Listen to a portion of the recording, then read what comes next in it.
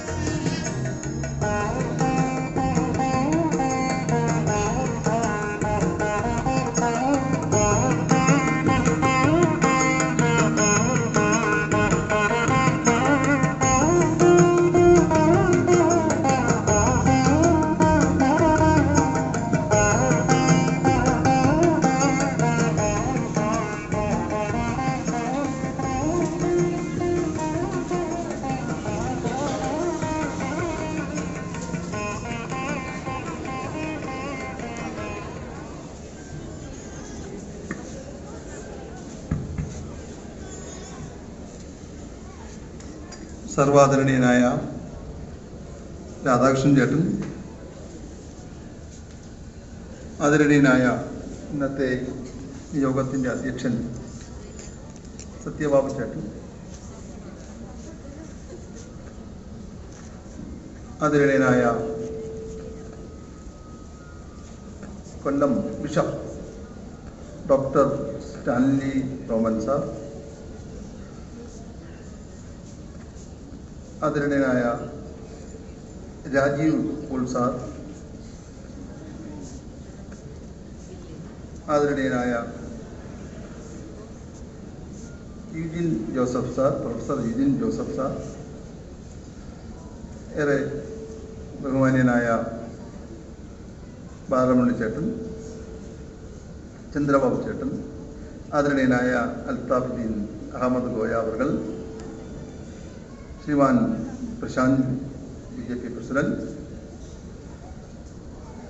ചന്ദ്രബാബു ചേട്ടൻ, ബഹുമാന്യരായ രാധാകൃഷ്ണൻ ചേട്ടൻ്റെ ബന്ധുക്കളെ, സദസ്സിൽ ഉപവിഷ്ടരായിരിക്കുന്ന സഹോദരി സഹോദരന്മാരെ, ഗുരുജനങ്ങളെ, എല്ലാവർക്കും നമസ്കാരം.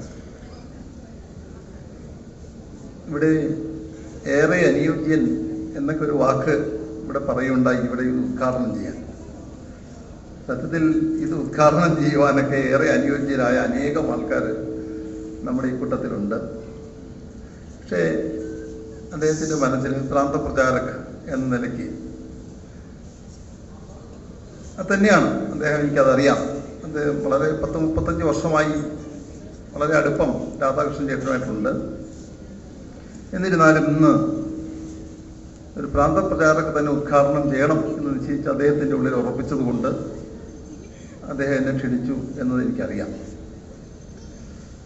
എന്തായാലും ഈ ഒരു ഭവ്യമായ, ഈ മഹനീയമായ ഈ സന്ദർഭത്തിൽ എന്നെ ഓർത്തതിനും എന്നെ ഇതിൽ ക്ഷണിച്ചതിനും ഞാൻ രാധാകൃഷ്ണൻ ചേട്ടനോടും ഇതിൻ്റെ സംഘാടക സമിതിയോടും നന്ദി അറിയിക്കുകയാണ്.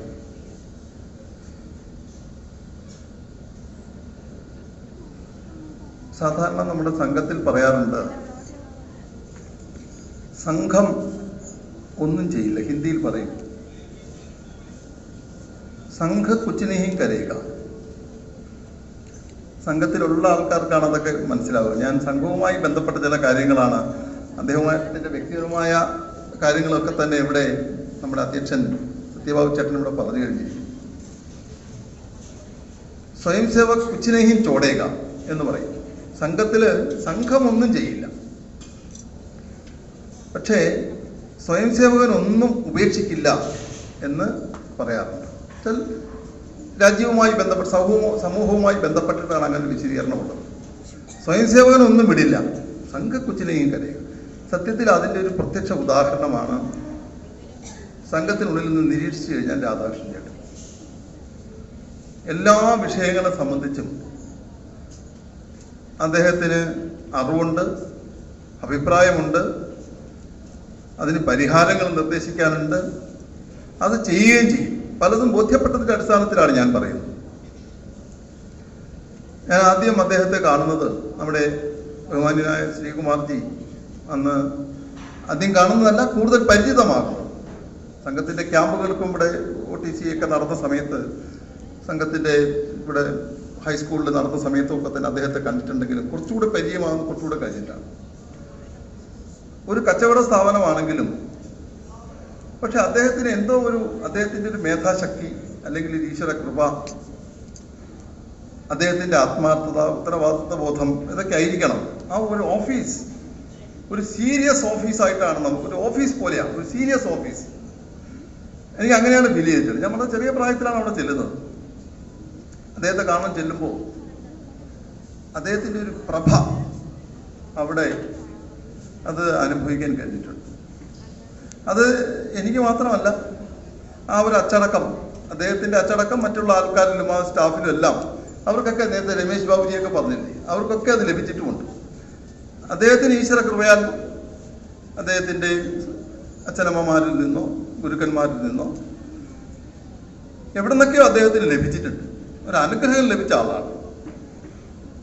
അപ്പം അതുകൊണ്ട് തന്നെ നിശ്ചയമായും സംഘത്തിൽ ചേർന്നതുകൊണ്ടും അദ്ദേഹത്തിന് അത് കുറച്ചുകൂടി ഈ സ്വർണത്തിന് സുഗന്ധം എന്നൊരു പ്രയോഗമുണ്ടല്ലോ, അതുപോലെ അദ്ദേഹത്തിന് അത് പ്രയോജനപരമായിട്ടുണ്ട്.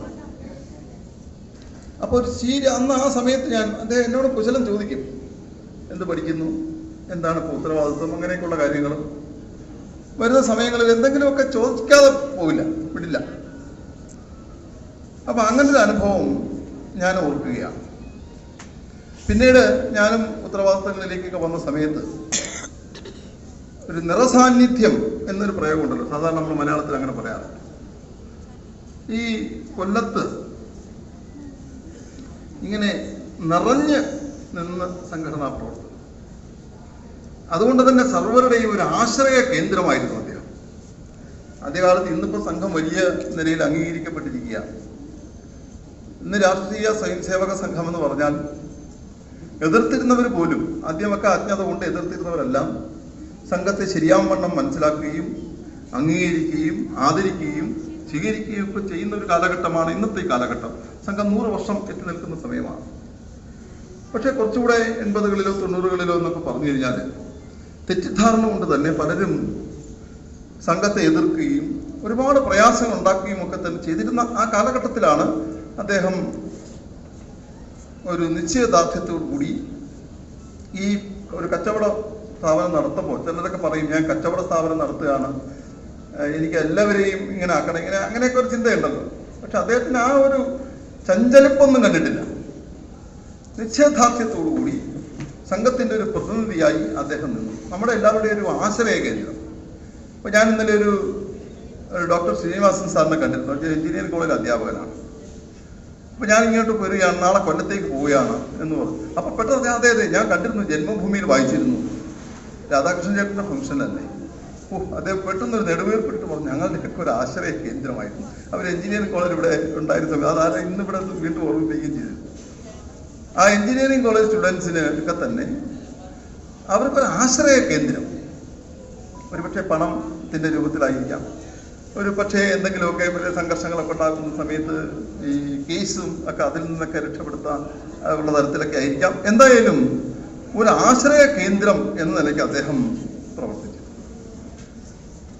അത് എല്ലാ കാലത്തും, ഇന്നും അന്നും ഇന്നും എന്നും എന്നൊരു പറയാറുണ്ട്.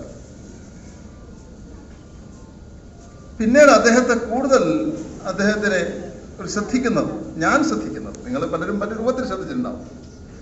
അത് ഇവിടെ സാപ്താഹിക ശാഖയുടെ ഒരു കാര്യവാഹായ സമയത്താണ്. സംഘത്തിൽ കാര്യവാഹ എന്നത് ഉത്തരവാദിത്വം ഒരു വലിയ ഉത്തരവാദിത്വമാണ്, അംഗീകരിക്കുള്ള ഉത്തരവാദിത്വം. എല്ലാവരും ആദരിക്കുകയും ബഹുമാനിക്കുകയും ഒക്കെ ചെയ്യുന്ന ഒരു ഉത്തരവാദിത്വം സംഘ കാര്യവാഹ. എല്ലാ ഉത്തരവാദിത്തങ്ങളും അതെ, പക്ഷേ എന്നാലും കാര്യവാഹ എന്ന് പറഞ്ഞാൽ കാര്യവാഹാണ് തീരുമാനങ്ങൾ എടുക്കുകയും ഒക്കെ ചെയ്യും. എനിക്ക് പെട്ടെന്ന് അതിപ്പോ താരതമ്യം ചെയ്യാൻ തോന്നുന്നത്, ഒരുപാട് തെരഞ്ഞെടുപ്പ് കമ്മീഷണർമാരുണ്ടായിട്ടുണ്ട്. ഇപ്പൊ TN ശേഷൻ വന്നപ്പോ ഇങ്ങനൊരു ആളുണ്ടോ, ഇങ്ങനെ ഒരു ഉത്തരവാദിത്വമൊക്കെ അതിനുണ്ടോ? അല്ലെങ്കിൽ നമ്മളെല്ലാവരും ഒന്ന് അറിഞ്ഞു തുടങ്ങിയത് അന്നാണ് എന്ന് പലരും പറയാറുണ്ട്. ഞാൻ എൻ്റെ മാത്രം നിരീക്ഷണമൊന്നുമല്ല, പലരും അങ്ങനെ പറഞ്ഞ് ഞാനും കേട്ടിട്ടുണ്ട്. പക്ഷേ ഈ ഇദ്ദേഹം സാപ്താഹിക കാര്യവാഹായ സമയത്താണ്, ശാഖയുടെ കാര്യവാഹായ സമയത്ത് അദ്ദേഹത്തിൻ്റെ ആദ്യത്തെ ഉത്തരവാദിത്വം അതാണെന്നൊന്നും എനിക്ക് ഓർമ്മയില്ല. ഞാൻ അതിനെക്കുറിച്ച് നിന്റെ ആദർശയുടെ അടുത്ത് പിന്നീട് ചർച്ച ചെയ്തിട്ടൊന്നുമില്ല. പക്ഷെ എന്തായാലും അദ്ദേഹം ഒരു കാര്യവാഹായിരുന്നു. അത് സാധാരണ ഒരു സുഭാഷിതം പറയുന്നുണ്ട്, ഈ ശശിനാം ച നിശ നിശയാ ച ശശിന ശശിന നിശയാ ച വിഭാതനഭാഹ. അത് പറയുന്നത് ഈ ചന്ദ്രനെ കൊണ്ട് രാത്രിയും രാത്രിയെ കൊണ്ട് ചന്ദ്രനും, ഈ ചന്ദ്രനും രാത്രിയും കൊണ്ട് ചന്ദ്രനും രാത്രിയും കൊണ്ട് ആകാശവും ശോഭിക്കുന്നു പറയില്ലേ? രാത്രി കൊണ്ട് ചന്ദ്രനും, ചന്ദ്രനെ കൊണ്ട് രാത്രി, ഈ രാത്രിയും ചന്ദ്രനും കൊണ്ട് ആകാശവും ശോഭിക്കുന്നു. പിന്നെ വീണ്ടും പറയുന്നു, ഈ താമര കൊണ്ട് കുളവും, ആ കുളം കൊണ്ട് താമരയും, ഇത്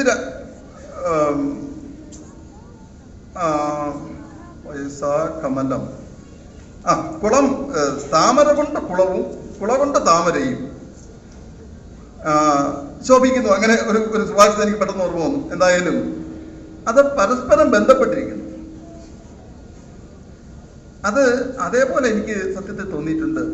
അദ്ദേഹത്തിൻ്റെ ഒരു വ്യക്തിപ്രഭാവം കൊണ്ട് അങ്ങനെ പറയാൻ ഒരു മടി കാണിക്കുന്നില്ല ഞാൻ. സംഘം വലിയതാണ്, ഒരു വ്യക്തിയുമായി താരതമ്യം സംഘം വലിയ ഒന്നാണ്. എന്നിരുന്നാലും ചിലപ്പോൾ ചില വ്യക്തികളെ കൊണ്ട് സംഘവും അങ്ങനെ വരാറുണ്ട്. ആദ്യകാലത്ത് അങ്ങനെയുള്ള ആൾക്കാരാണ് സത്യത്തിൽ സംഘചാലകന്മാരായിട്ടൊക്കെ പൂജനെ ഡോക്ടർ നിശ്ചയിച്ചിരുന്നത്.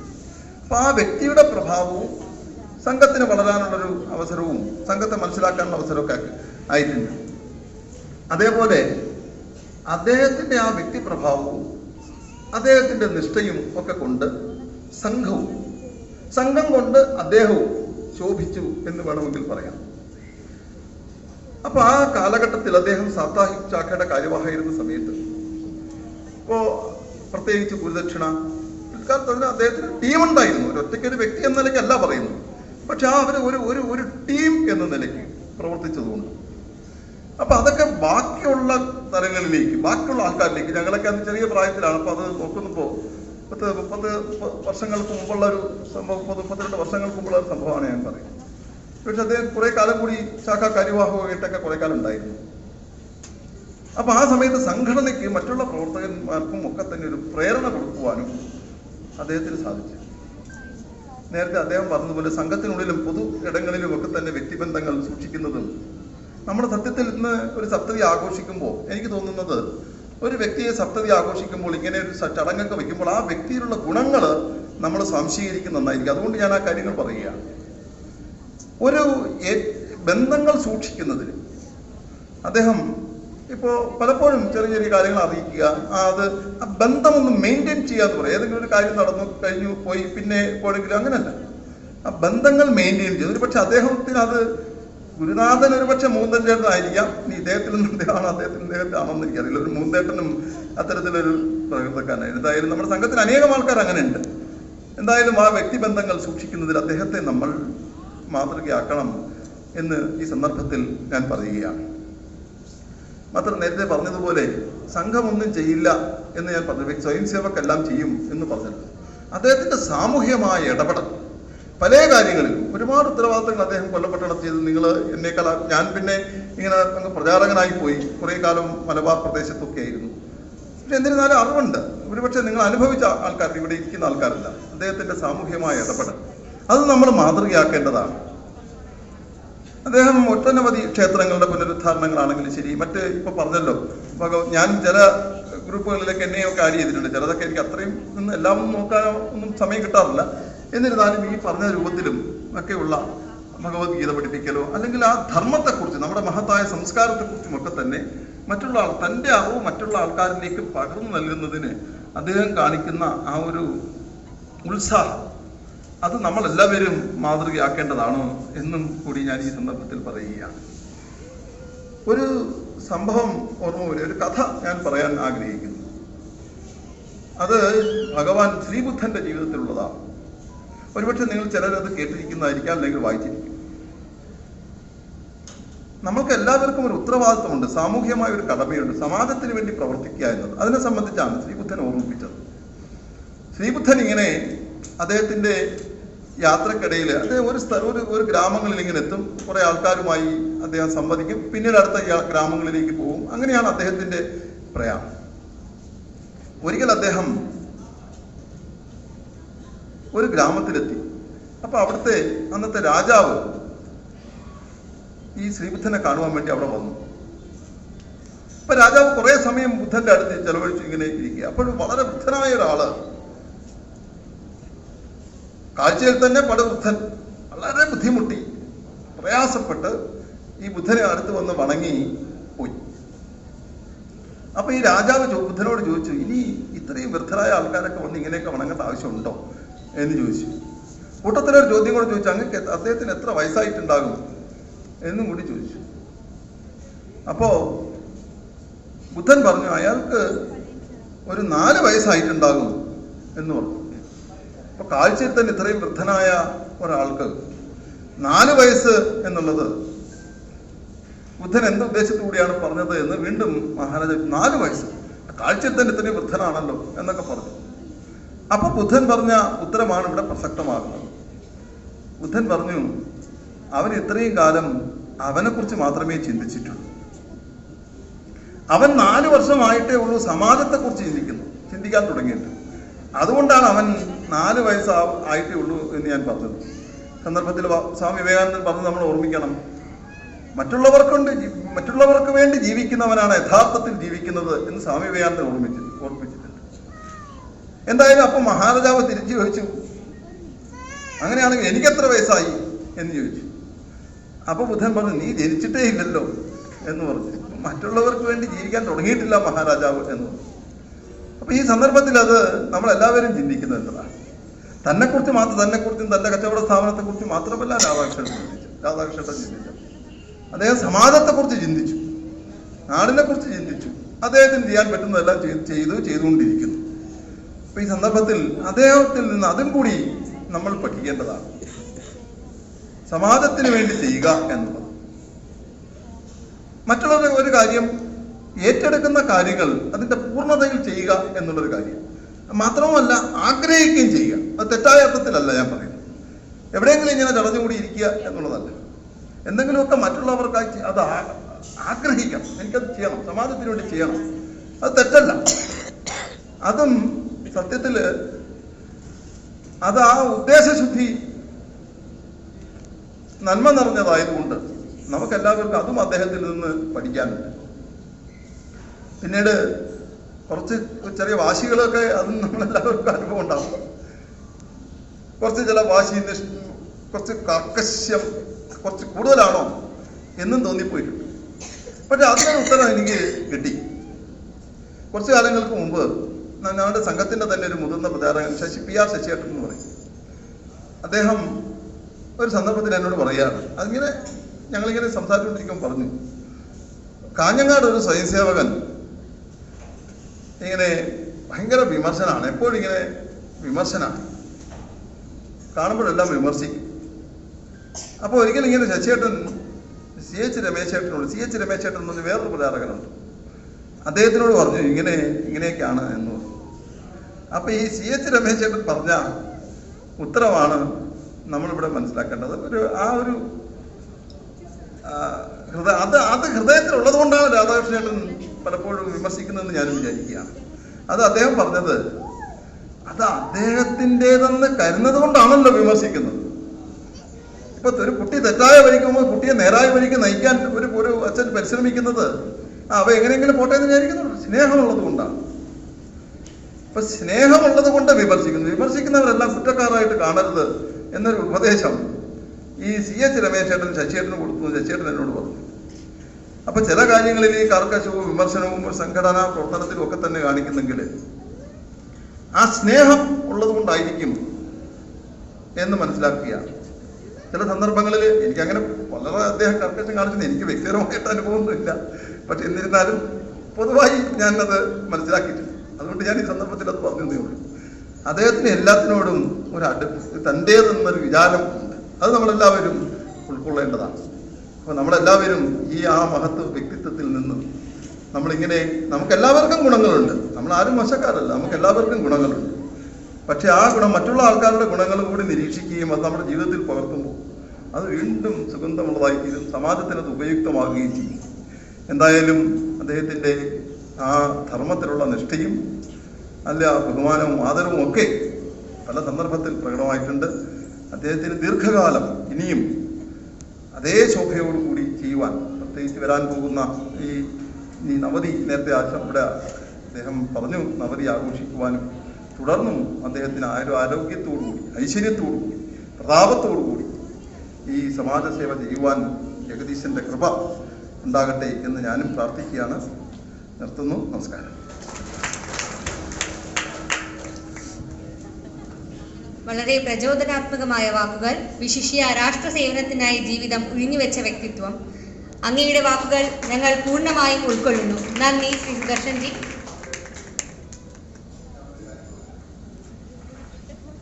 നമ്മുടെ സംഘത്തിൽ ഇപ്പോൾ പ്രചാരക്ക് ഒന്നുമില്ലാത്തതാണ്, ഒരു യാചകനാണ് യഥാർത്ഥത്തിൽ.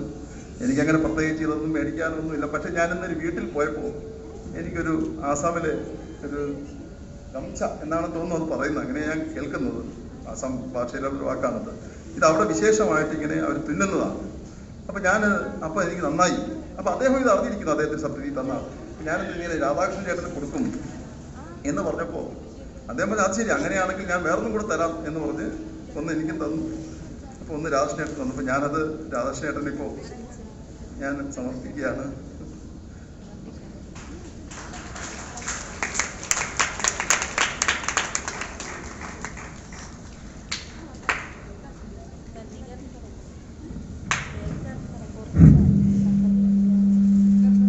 I call upon my Lordship, Dr. Stanley Roman, former Bishop of Kollam and former Bishop of Fatima College, to share his experiences.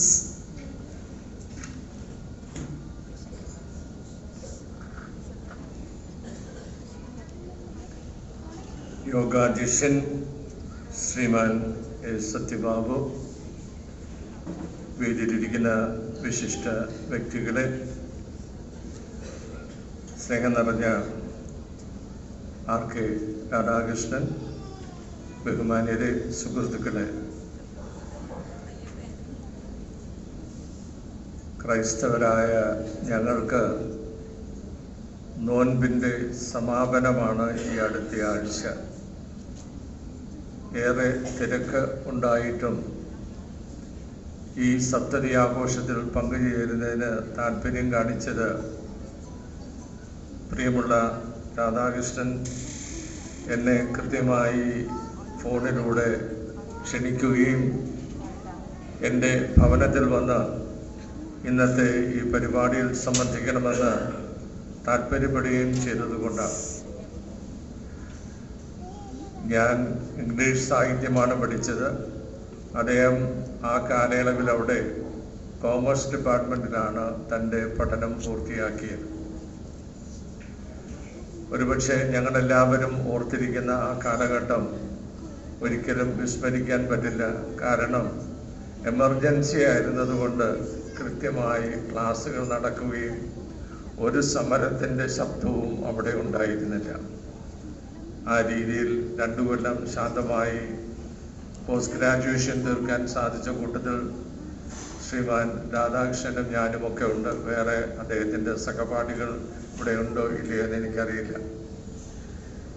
അദ്ദേഹത്തെക്കുറിച്ച് ഒരുപാട് നല്ല കാര്യങ്ങൾ ഇനിയും കേൾക്കാനുണ്ട്. ഒരുപാട് നല്ല കാര്യങ്ങൾ പറഞ്ഞു കഴിഞ്ഞു. വ്യക്തിപരമായി എനിക്ക് സൂചിപ്പിക്കാനുള്ളത്, കലാലയത്തിലെ നല്ലൊരു വിദ്യാർത്ഥി എന്ന നിലയിൽ അറിയപ്പെടുന്ന വ്യക്തിയാണ് അദ്ദേഹം.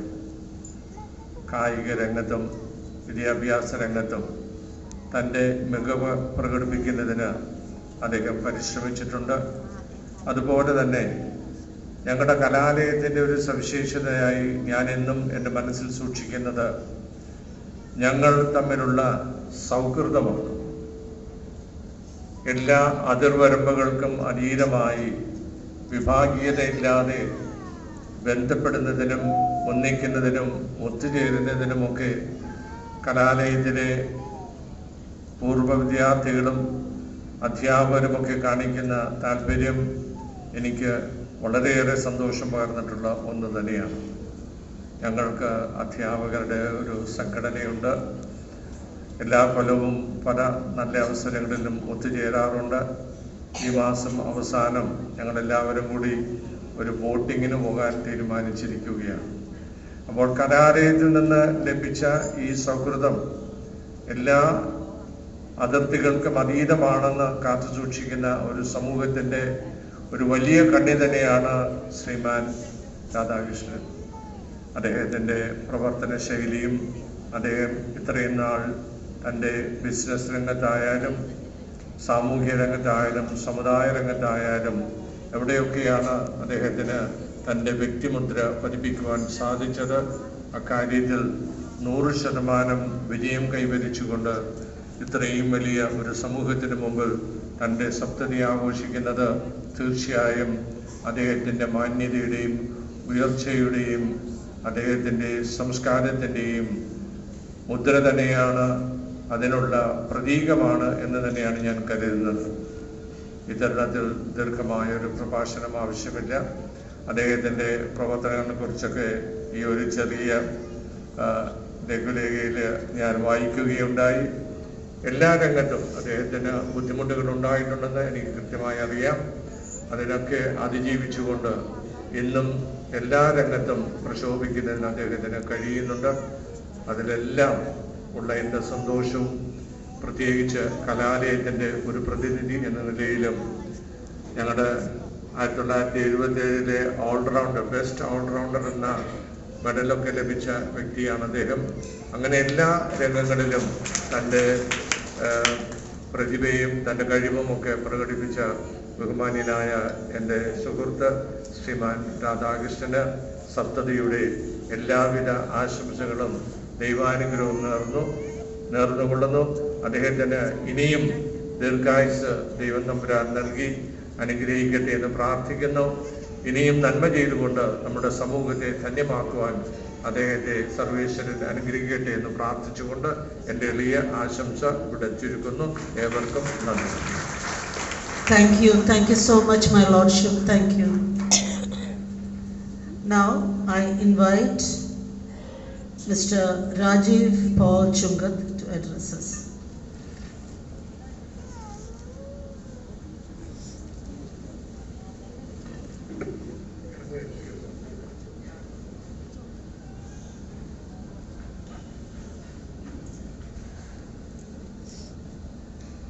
വേദിയിലിരിക്കുന്ന ഇന്നത്തെ നമ്മുടെ താരം ആർഗച്ചേട്ടൻ, യോഗാധ്യക്ഷൻ സത്യബാബു സർ, ഉദ്ഘാടകൻ ശ്രീ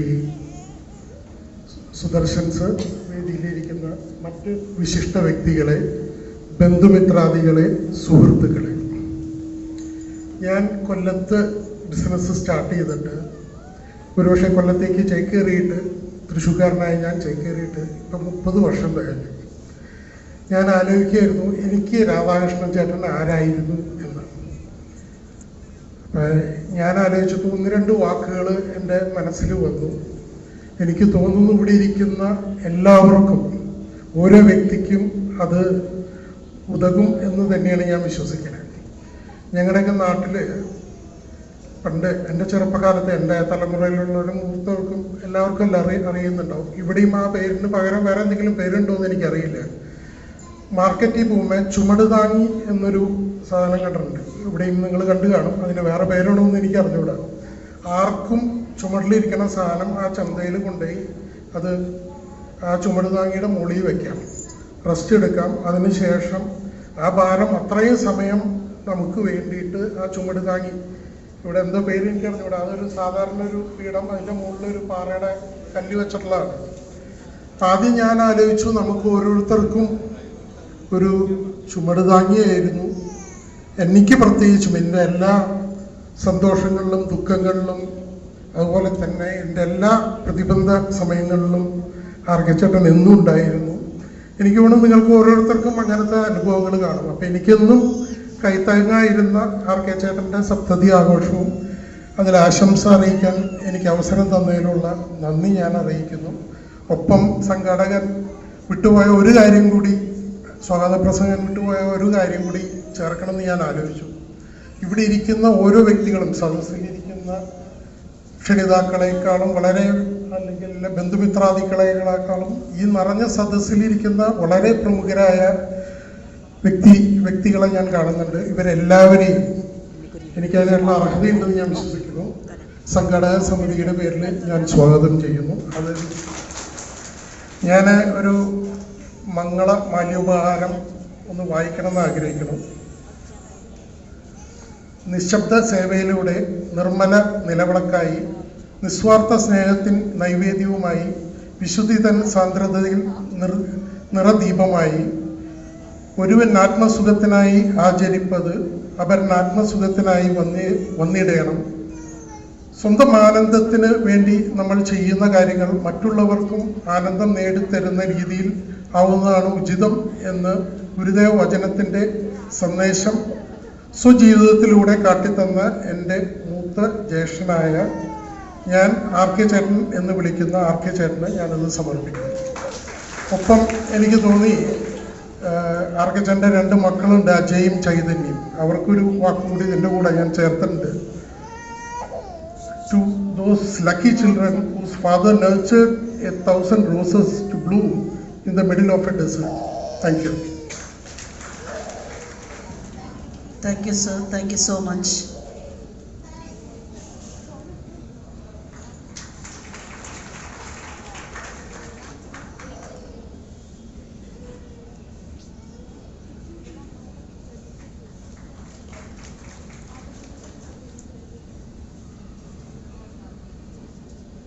മുൻ ശബരിമല മേൽശാന്തി ബ്രഹ്മശ്രീ ഇടമന ഇല്ലം ബാലമുരളി തിരുമേനി നമ്മുടെ ആർ.കെ. ചേട്ടനോടൊപ്പം തന്ത്രവിദ്യാപീഠത്തിന്റെ ഭരണസമിതി അംഗം, അദ്ദേഹത്തെ സാദരം ക്ഷണിക്കുന്നു നമ്മളെ അഭിസംബോധന ചെയ്യാൻ.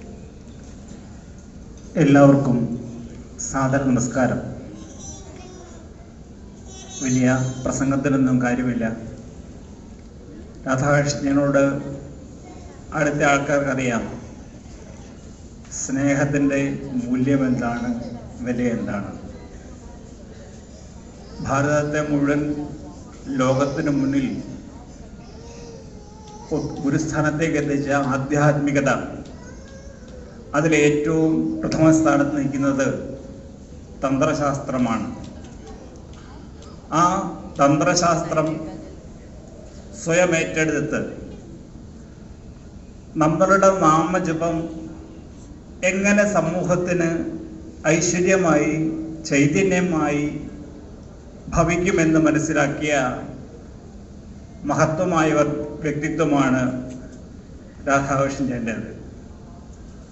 സ്വയം നാമം ജപിച്ചാൽ സ്വന്തം സമൂഹം എങ്ങനെ മാറും, നമ്മൾ വീട്ടിലിരുന്ന് മന്ത്രങ്ങൾ ജപിച്ചാൽ നമ്മളുടെ കൂടെ ഇരിക്കുന്ന സമൂഹം എങ്ങനെ നന്നാവും എന്ന് വളരെയധികം ചിന്തിച്ച് നമ്മുടെ സമൂഹത്തിന് ഒത്തിരി ഐശ്വര്യങ്ങൾ പ്രദാനം ചെയ്യുന്ന ഒരു വലിയ താന്ത്രികമായ മനസ്സിൻ്റെ ഉടമയാണ് രാധാകൃഷ്ണൻ ചേട്ടൻ. അത് വ്യക്തിപരമായിട്ട് ഒത്തിരി ഞാൻ മനസ്സിലാക്കിയിട്ടുണ്ട്. സംശയങ്ങൾ ദൂരീകരിക്കാനും അങ്ങനെ ശാസ്ത്രങ്ങളെക്കുറിച്ച് സംസാരിക്കാനുമൊക്കെ നമ്മുടെ കൊല്ലത്ത് ആധികാരികമായിട്ടൊരു വ്യക്തിത്വമുണ്ടെങ്കിൽ അത് രാധാകൃഷ്ണനാണ്. ഇന്ന് സമൂഹത്തെ മുഴുവൻ ഒന്നാക്കി ആധ്യാത്മികതയാണ് നമ്മുടെ ലക്ഷ്യം, മോക്ഷമാണ് ഒരു മനുഷ്യൻ്റെ അവസാന ലക്ഷ്യം, ആ മോക്ഷപ്രാപ്തിയിലേക്ക് എത്തുവാനുള്ള മാർഗം സാധനയാണ്, ഉപാസനയാണ്. അത് മനസ്സിലാക്കി ഒരു നല്ല ഗുരുപാരമ്പര്യത്തിൽ മാധവജി തുടങ്ങി വിജയേട്ടനിലൂടെ ആ പാരമ്പര്യം രാധാകൃഷ്ണൻ സ്വായത്തമാക്കി അത് സമൂഹത്തിൻ്റെ നന്മയിലേക്ക് അനവരതം ചൊരിഞ്ഞുകൊണ്ടിരിക്കുന്ന മഹത് വ്യക്തിത്വമാണ് രാധാകൃഷ്ണൻ. ഉറക്കമില്ലാതെ രാവിലെ 3 മണി മുതൽ നമ്മളെല്ലാവർക്കും ബുദ്ധി ഉണ്ടാവണം, ധിയോ യോന പ്രചോദയാൽ, ഞാൻ നന്നാവണം എന്നുള്ള പ്രാർത്ഥനയല്ല, ഊണും ഉറക്കും ഉപേക്ഷിച്ച് നമ്മളെല്ലാവരും നന്നാവണം എന്ന പ്രാർത്ഥനയോടുകൂടി ജീവിക്കുന്ന ഒരു മഹത് വ്യക്തിത്വമാണ് രാധാകൃഷ്ണൻ. ഞാനത് മനസ്സിലാക്കിയിട്ടുമുണ്ട്. കൂടാതെ ഈ സമൂഹത്തെ നന്നാക്കാനും നമ്മുടെ ക്ഷേത്രങ്ങളെ നന്നാക്കാനും ആ ക്ഷേത്രത്തിൻ്റെ ചൈതന്യം മനുഷ്യൻ അനുഭവിക്കാനുമുള്ള ഒരു സ്രോതസ് നമുക്ക് മാധവജി മുഖാന്തരം കേരളത്തിൽ ഉണ്ടാക്കിയിട്ടുണ്ട്. അത് തന്ത്രവിദ്യാപീഠമാണ്. ഈ ഭാരതത്തിൽ, ഈ ലോകത്തിൽ ഈ ശാസ്ത്രം അഭ്യസിപ്പിക്കുന്ന ഒരേ ഒരു സ്ഥാപനമുള്ളൂ, അത് തന്ത്രവിദ്യാപീഠമാണ്. നല്ല തരത്തിൽ പഠിച്ചു വളരുന്ന വിദ്യാർത്ഥികൾക്ക് ഒരു ഉപനയന ഷോഡശ സംസ്കാരത്തിലൂടെ ഒരു ഭാരതീയമായ സംസ്കാരം നേടിയെടുത്ത് തന്ത്രവിദ്യ അഭ്യസിച്ച്, വേദം അഭ്യസിച്ച്, പുരാണങ്ങൾ പഠിച്ച്, സംസ്കൃതം പഠിച്ച് ഈ സമൂഹത്തിന് മുഴുവൻ നന്മ ചെയ്യുവാൻ വേണ്ടിയിട്ട് സ്വപ്രയത്നം മന്ത്രത്തിലൂടെ സാധന ചെയ്ത് വളരുന്ന ഒരു പ്രസ്ഥാനത്തിൻ്റെ എക്സിക്യൂട്ടീവ് കമ്മിറ്റിയെ നയിക്കുന്ന ഒരാളുമാണ് രാധാകൃഷ്ണൻ ഇപ്പോൾ. അദ്ദേഹത്തിൻ്റെ ആ കഴിവ് ആ സ്ഥാപനത്തെ ഇന്ന് ലോകോത്തരമാക്കുവാൻ വേണ്ടിയിട്ടുള്ള ഒരു പുണ്യശ്രമമായിട്ടാണ് ഞങ്ങൾ കരുതുന്നത്. രാധാകൃഷ്ണൻ അതിന് സാധിക്കട്ടെ. ഇനിയുള്ള 70 വയസ്സ് ഒരു പ്രായമൊന്നുമല്ല. തന്ത്രശാസ്ത്രത്തിന് ഒരു മുതൽക്കൂട്ടായിട്ട് ആയുരാരോഗ്യ സൗഖ്യത്തോടു കൂടിയിട്ട് അനേക വർഷം തന്ത്രശാസ്ത്രവും സമൂഹവും എങ്ങനെ ബന്ധിപ്പിച്ച് സമൂഹത്തിന് ഐശ്വര്യവും സമ്പത്തും സമ്പുഷ്ടിയും എല്ലാം വരാൻ വേണ്ടിയിട്ട് സ്വപ്രയത്നം ചെയ്യുന്ന ആ മഹാമനുഷ്യയ്ക്ക് മുമ്പിൽ പ്രണാമങ്ങൾ അർപ്പിച്ചുകൊണ്ട് ദീർഘായുസിനായി പ്രാർത്ഥിച്ചുകൊണ്ട് ഞാൻ നിർത്തുന്നു. നന്ദി, നമസ്കാരം. നന്ദി ശ്രീ ബാലമുരളി തിരുമേനി. Now I call upon Professor Eugene Joseph, professor who taught RK. Please come and share your experiences with RK as a teacher-student relationship.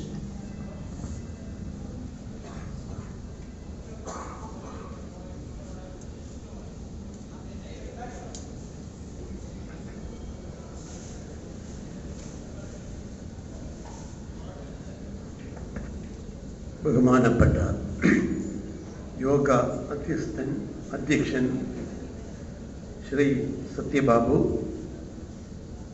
വേദിയിലിരിക്കുന്ന മറ്റ് വിശിഷ്ടാതിഥികളെ, സ്നേഹിതരെ, ഞാൻ ഈ പ്രസംഗ കലയിൽ വളരെ പിന്നോട്ടാണ്.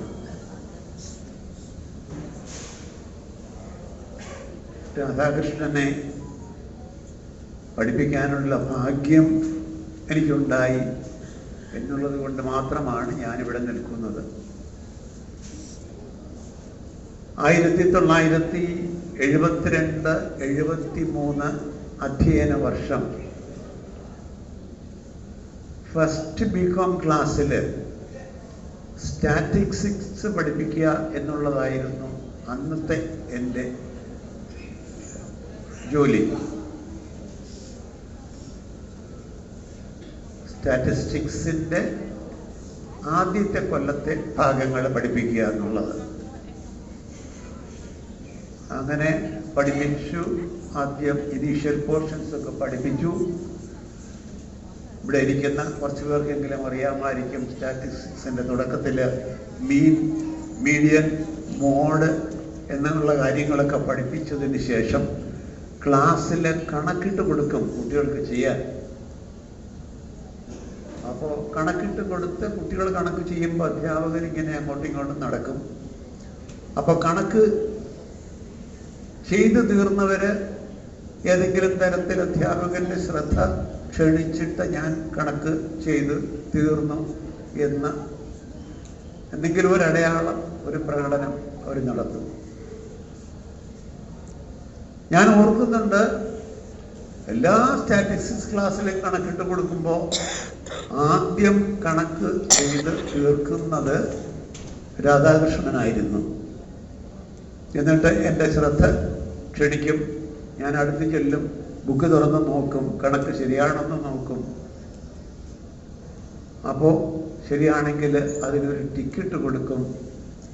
അപ്പോൾ ആ മുഖം തെളിയും, സന്തോഷം കൊണ്ട് മുഖം തെളിയും, കണ്ണിൽ പ്രകാശം വരും. അങ്ങനെ 17-18 വയസ്സുണ്ടായിരുന്ന ഒരു വ്യക്തിയുടെ സപ്തതിയാണ് ഇന്നിവിടെ ആഘോഷിക്കുന്നത് എന്ന് വിശ്വസിക്കാൻ എനിക്കൊരു പ്രയാസമുണ്ട്. ഈ സന്ദർഭത്തിൽ ഇവിടെ വരാൻ സാധിച്ചതിൽ എനിക്ക് അതിയായ സന്തോഷവുമുണ്ട്.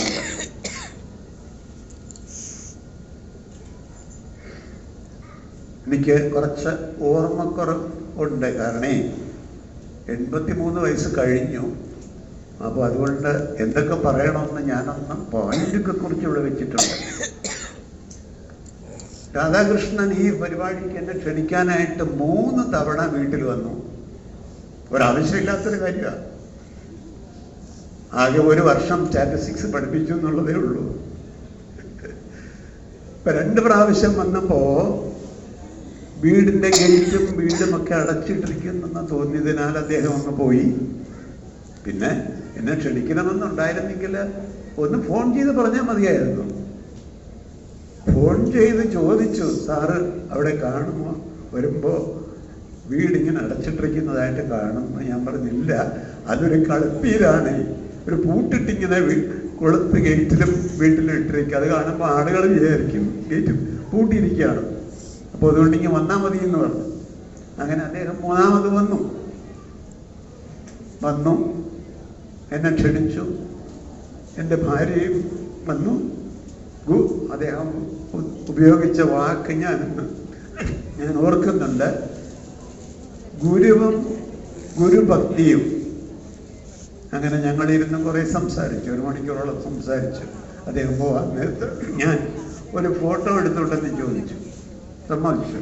അദ്ദേഹത്തിന് നടുക്ക് നിർത്തി ഞാനും ഗുരുവും ഗുരുഭക്തിയും അപ്പുറം ഇപ്പുറം നിന്ന് ഒരു ഫോട്ടോ എടുത്തു. ആ ഫോട്ടോ ഇങ്ങനെ കുടുംബ കാര്യങ്ങൾ അങ്ങോട്ടും ഇങ്ങോട്ടും അറിയിക്കുന്ന കാര്യത്തിൽ ഇപ്പോൾ അമേരിക്കയിൽ ആയിരിക്കുന്ന എൻ്റെ മകളുടെ ഭർത്താവ് ഡോക്ടർ ബേസിൽ വർക്കി, ഞാൻ അവർക്ക് ഈ ഫോട്ടോ അയച്ചു കൊടുത്തു. എന്നിട്ട് ആ ഫോട്ടോയുടെ കൂടെ ഒരു അടിക്കുറിപ്പ് കൂടി കൊടുത്തു. ഇത് ഞാൻ പഠിപ്പിച്ച എൻ്റെ വിദ്യാർത്ഥിയാണ്. അദ്ദേഹത്തിൻ്റെ അച്ഛൻ കൊല്ലത്ത് ഒരു വലിയ വ്യാപാരിയായിരുന്നു. ഒരു കച്ചവടം നടത്തുന്ന വലിയൊരു കട നടത്തുന്ന ആളായിരുന്നു. അമ്മ ഹൈസ്കൂളിലെ ടീച്ചറായിരുന്നു. ആ ടീച്ചറിൻ്റെ പേര് സരോജിനി ടീച്ചറായിരുന്നു എന്നൊക്കെ ഞാൻ എഴുതിയിരുന്നു. അത് കഴിഞ്ഞപ്പോഴാണ് എൻ്റെ മകളുടെ ഭർത്താവ് എനിക്ക് അവിടുന്ന് ഒരു കത്തയച്ചു. അയ്യോ, സരോജിനി ടീച്ചർ എന്നെ പഠിപ്പിച്ച ടീച്ചറാണ്. ഞങ്ങൾക്കൊക്കെ സരോജിനി ടീച്ചറിന് ഭയങ്കര പേടിയായിരുന്നു. ഒരു ഡിസിപ്ലിൻ്റെ കാര്യത്തിൽ ഒരു വിട്ടുവീഴ്ചയും ഇല്ലാത്ത ഒരു ടീച്ചറായിരുന്നു. പക്ഷെ അതേസമയം കുട്ടികളെയൊക്കെ വളരെയധികം സ്നേഹിക്കുന്ന ഒരു ടീച്ചറുമായിരുന്നു. അപ്പോൾ അന്നത്തെ കുട്ടികൾക്കൊക്കെ സരോജിനി ടീച്ചറിനോട് ഭയമായിരുന്നു, എങ്കിലും വളരെ സ്നേഹമായിരുന്നു.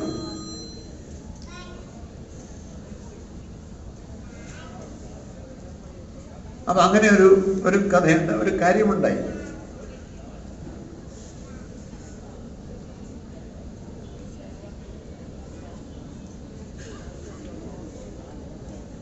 കോളേജിൽ പഠിച്ചിരുന്ന കാലത്തെ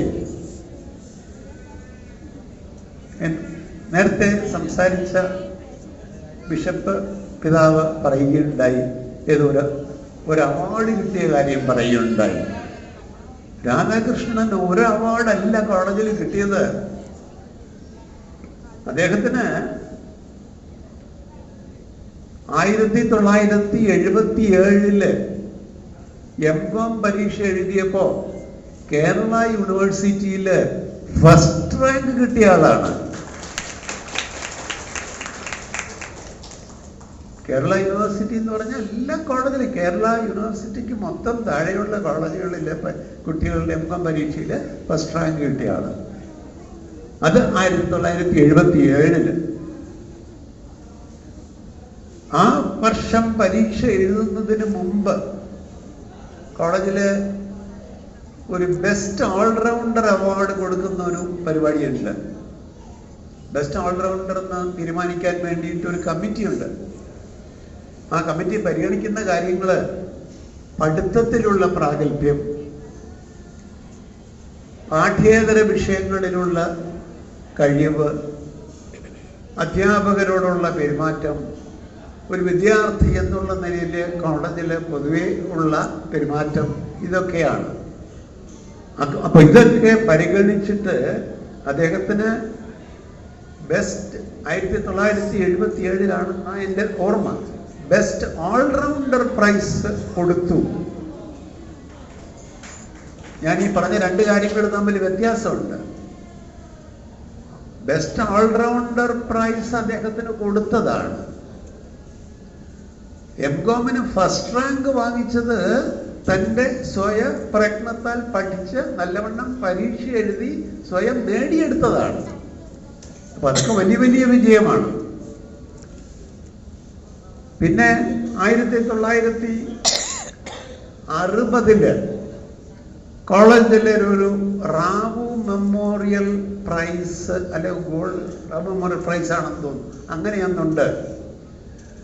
B.Com പരീക്ഷയിൽ 1975 B.Com പരീക്ഷയിൽ കോളേജിൽ നിന്നും യൂണിവേഴ്സിറ്റി പരീക്ഷ എഴുതിയ കുട്ടികളുടെ കൂട്ടത്തിൽ ഏറ്റവും കൂടുതൽ മാർക്ക് കിട്ടിയത് രാധാകൃഷ്ണനായിരുന്നു. അതിന് അദ്ദേഹത്തിന് റാവു മെമ്മോറിയൽ ഗോൾഡ് മെഡൽ ലഭിക്കുകയുണ്ടായി.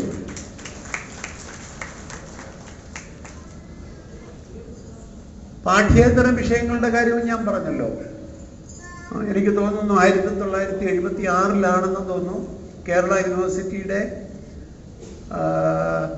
ഇന്റർ കോളേജിയറ്റ് ടെന്നീസ് മത്സരത്തിൽ അദ്ദേഹത്തിന് സെക്കൻഡ് പ്ലേസ് കിട്ടുകയുണ്ടായി, 2ാം സ്ഥാനം കിട്ടുകയുണ്ടായി. അപ്പോൾ ഇങ്ങനെയുള്ള ഒത്തിരി അവാർഡുകൾ ലഭിച്ചിട്ടുള്ള ഒരാളാണ്. ചില്ലറക്കാരനൊന്നുമല്ല, നിസ്സാരക്കാരനൊന്നുമല്ല കേട്ടോ.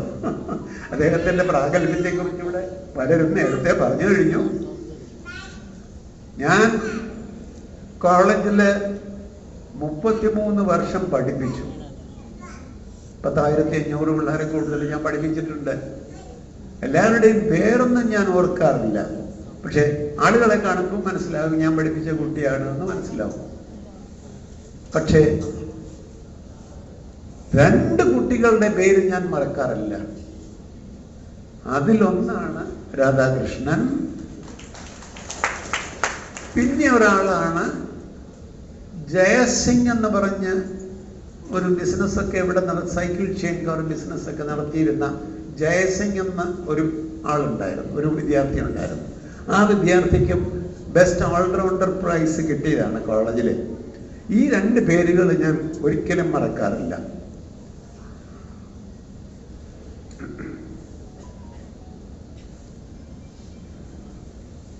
ഞാൻ 1-2 ഇംഗ്ലീഷ് വാക്കുകൾ പറഞ്ഞോട്ടെ. രാധാകൃഷ്ണനോട് എനിക്ക് പറയാനുള്ള ഒരു കാര്യമാണ്, you have lived A full life. You have worked hard. You have loved everybody deeply. And now you are 70. 70 വയസ്സായവർക്ക് ഒരു പ്രത്യേക പ്രിവിലേജ് ഒക്കെ ഉണ്ട് കേട്ടോ. 70 വയസ്സായി കഴിഞ്ഞാൽ ഇപ്പൊ പല പല ക്ലബുകളുണ്ടല്ലോ, അതുപോലെ 70 വയസ്സായവരുടെ ക്ലബില് ഒരു അംഗമായിരിക്കുകയാണ് രാധാകൃഷ്ണൻ ഇന്ന്. അതുകൊണ്ട് അദ്ദേഹത്തിന് എന്തും പറയാം, പറഞ്ഞത് പറഞ്ഞില്ലെന്ന് പറയാം, പറഞ്ഞത് മറന്നു പോകാം. ഇങ്ങനെ കുറെ പ്രിവിലേജസ് ഒക്കെ ഉണ്ട് 70 വയസ്സായവർക്ക്. പക്ഷേ രാധാകൃഷ്ണനെ സംബന്ധിച്ചിടത്തോളം അതൊന്നും പ്രസക്തമല്ല എന്ന് എനിക്ക് മുമ്പ് സംസാരിച്ച പലരിൽ നിന്നും നമുക്ക് മനസ്സിലാക്കുവാനായിട്ട് സാധിക്കും. You have been an inspiration for many. ഈ പറഞ്ഞതിൽ നിന്ന് നേരത്തെ പറഞ്ഞതാണല്ലോ, ഒത്തിരി പേർക്ക് ഒത്തിരി ഉത്തേജനം പല കാര്യങ്ങളിൽ കിട്ടിയിട്ടുണ്ട് താങ്കളിൽ നിന്ന്. എൻ്റെ വാക്കുകൾ ഞാൻ അധികം നീട്ടുന്നില്ല.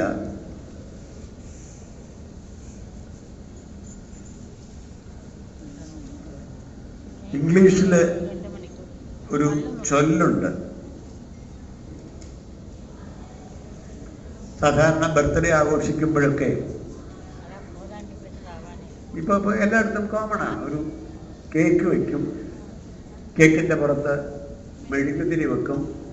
കൊച്ചുകുട്ടികളൊക്കെ ആണെങ്കിൽ അവരുടെ വയസ്സിൻ്റെ എണ്ണം അനുസരിച്ച് മെഴുകുതിരി വെക്കും. വയസ്സ് കൂടുതലുള്ളവർക്ക് അത്രയും മെഴുകുതിരി വെക്കാൻ പറ്റാത്തതുകൊണ്ട് ഒരു മെഴുകുതിരി വെക്കും. അപ്പോൾ ഇംഗ്ലീഷിൽ ഒരു ചൊല്ലുണ്ട്,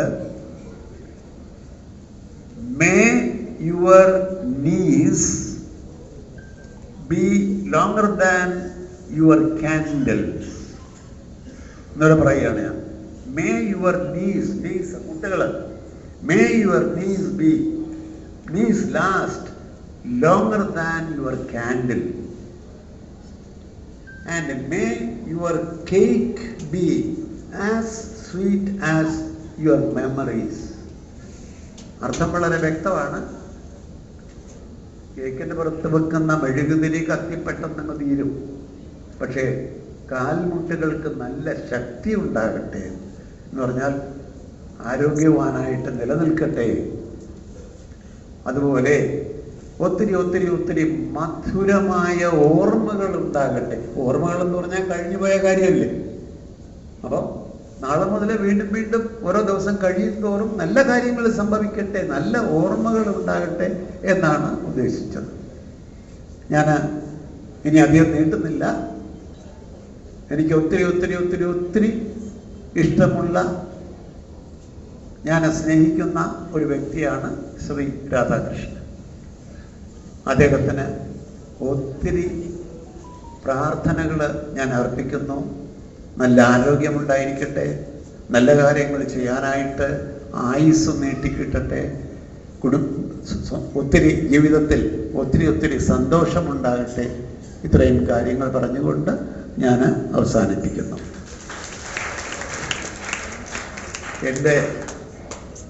എൻ്റെ കുടുംബത്തിലെ വീട്ടിൽ ഇപ്പോൾ ഒരു ചടങ്ങ് നടന്നുകൊണ്ടിരിക്കുകയാണ്.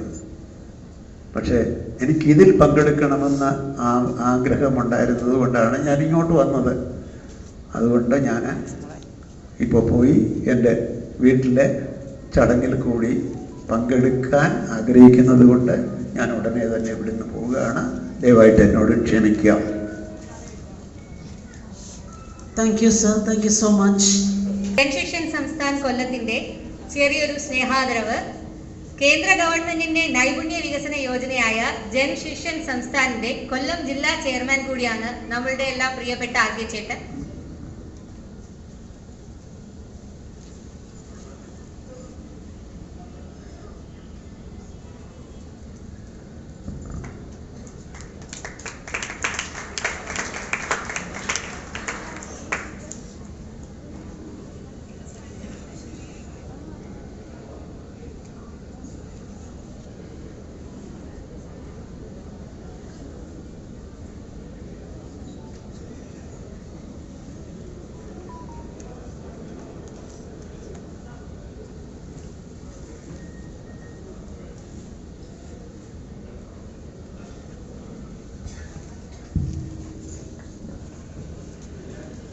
ആർ.കെ. ചേട്ടന്റെ ഏറ്റവും അടുത്ത കുടുംബ സുഹൃത്ത് ശ്രീ അൽത്താഫുദ്ദീൻ അഹമ്മദ് കോയ അവർകളെ ആശംസ അർപ്പിക്കാൻ സാദരം ക്ഷണിക്കുന്നു.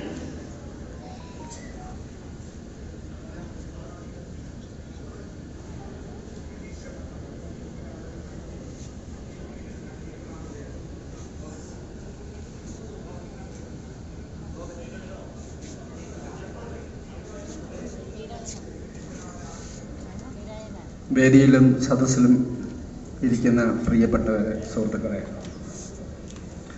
ആർ.കെ. ചേട്ടൻ സപ്തതി ആഘോഷിക്കുന്ന ഈ സന്ദർഭത്തിൽ അദ്ദേഹത്തിന് ഈ ഒരു ആരോഗ്യ സൗഭാഗ്യം നേരുന്നതിനോടൊപ്പം ഒരു സംഘടനയിൽ ഉറച്ചു വിശ്വസിക്കുമ്പോഴും മറ്റ് ജാതി മത രാഷ്ട്രീയ വീക്ഷണങ്ങളുള്ളവരോട് വളരെ സ്നേഹവാത്സല്യത്തോട് പെരുമാറുന്ന ആർ.കെ. ചേട്ടൻ്റെ പ്രത്യേകത എടുത്തു പറയേണ്ടതാണ്. ഏത് വിഷമഘട്ടത്തിലും അദ്ദേഹത്തിനെ വിളിക്കുമ്പോൾ അദ്ദേഹം തരുന്ന ഉപദേശവും സ്നേഹവാത്സല്യങ്ങളും തീർച്ചയായിട്ടും എന്നും ഓർക്കപ്പെടുന്നതാണ്. സൂര്യപ്രഭയോടെ അദ്ദേഹത്തിൻ്റെ സ്നേഹവാത്സല്യങ്ങൾ ഇനിയും നമ്മളിൽ ചൊരിയുമാറാകട്ടെ.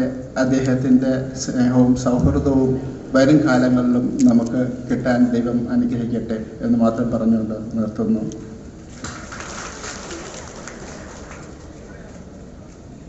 നന്ദി Shri Althaf ji. And special thanks to Srimati Samira Altaf for her presence. നമ്മുടെ എല്ലാം പ്രിയപ്പെട്ട ബാബു ചേട്ടനെ ആശംസകൾ അറിയിക്കാൻ സവിനയം ക്ഷണിച്ചുകൊള്ളുന്നു.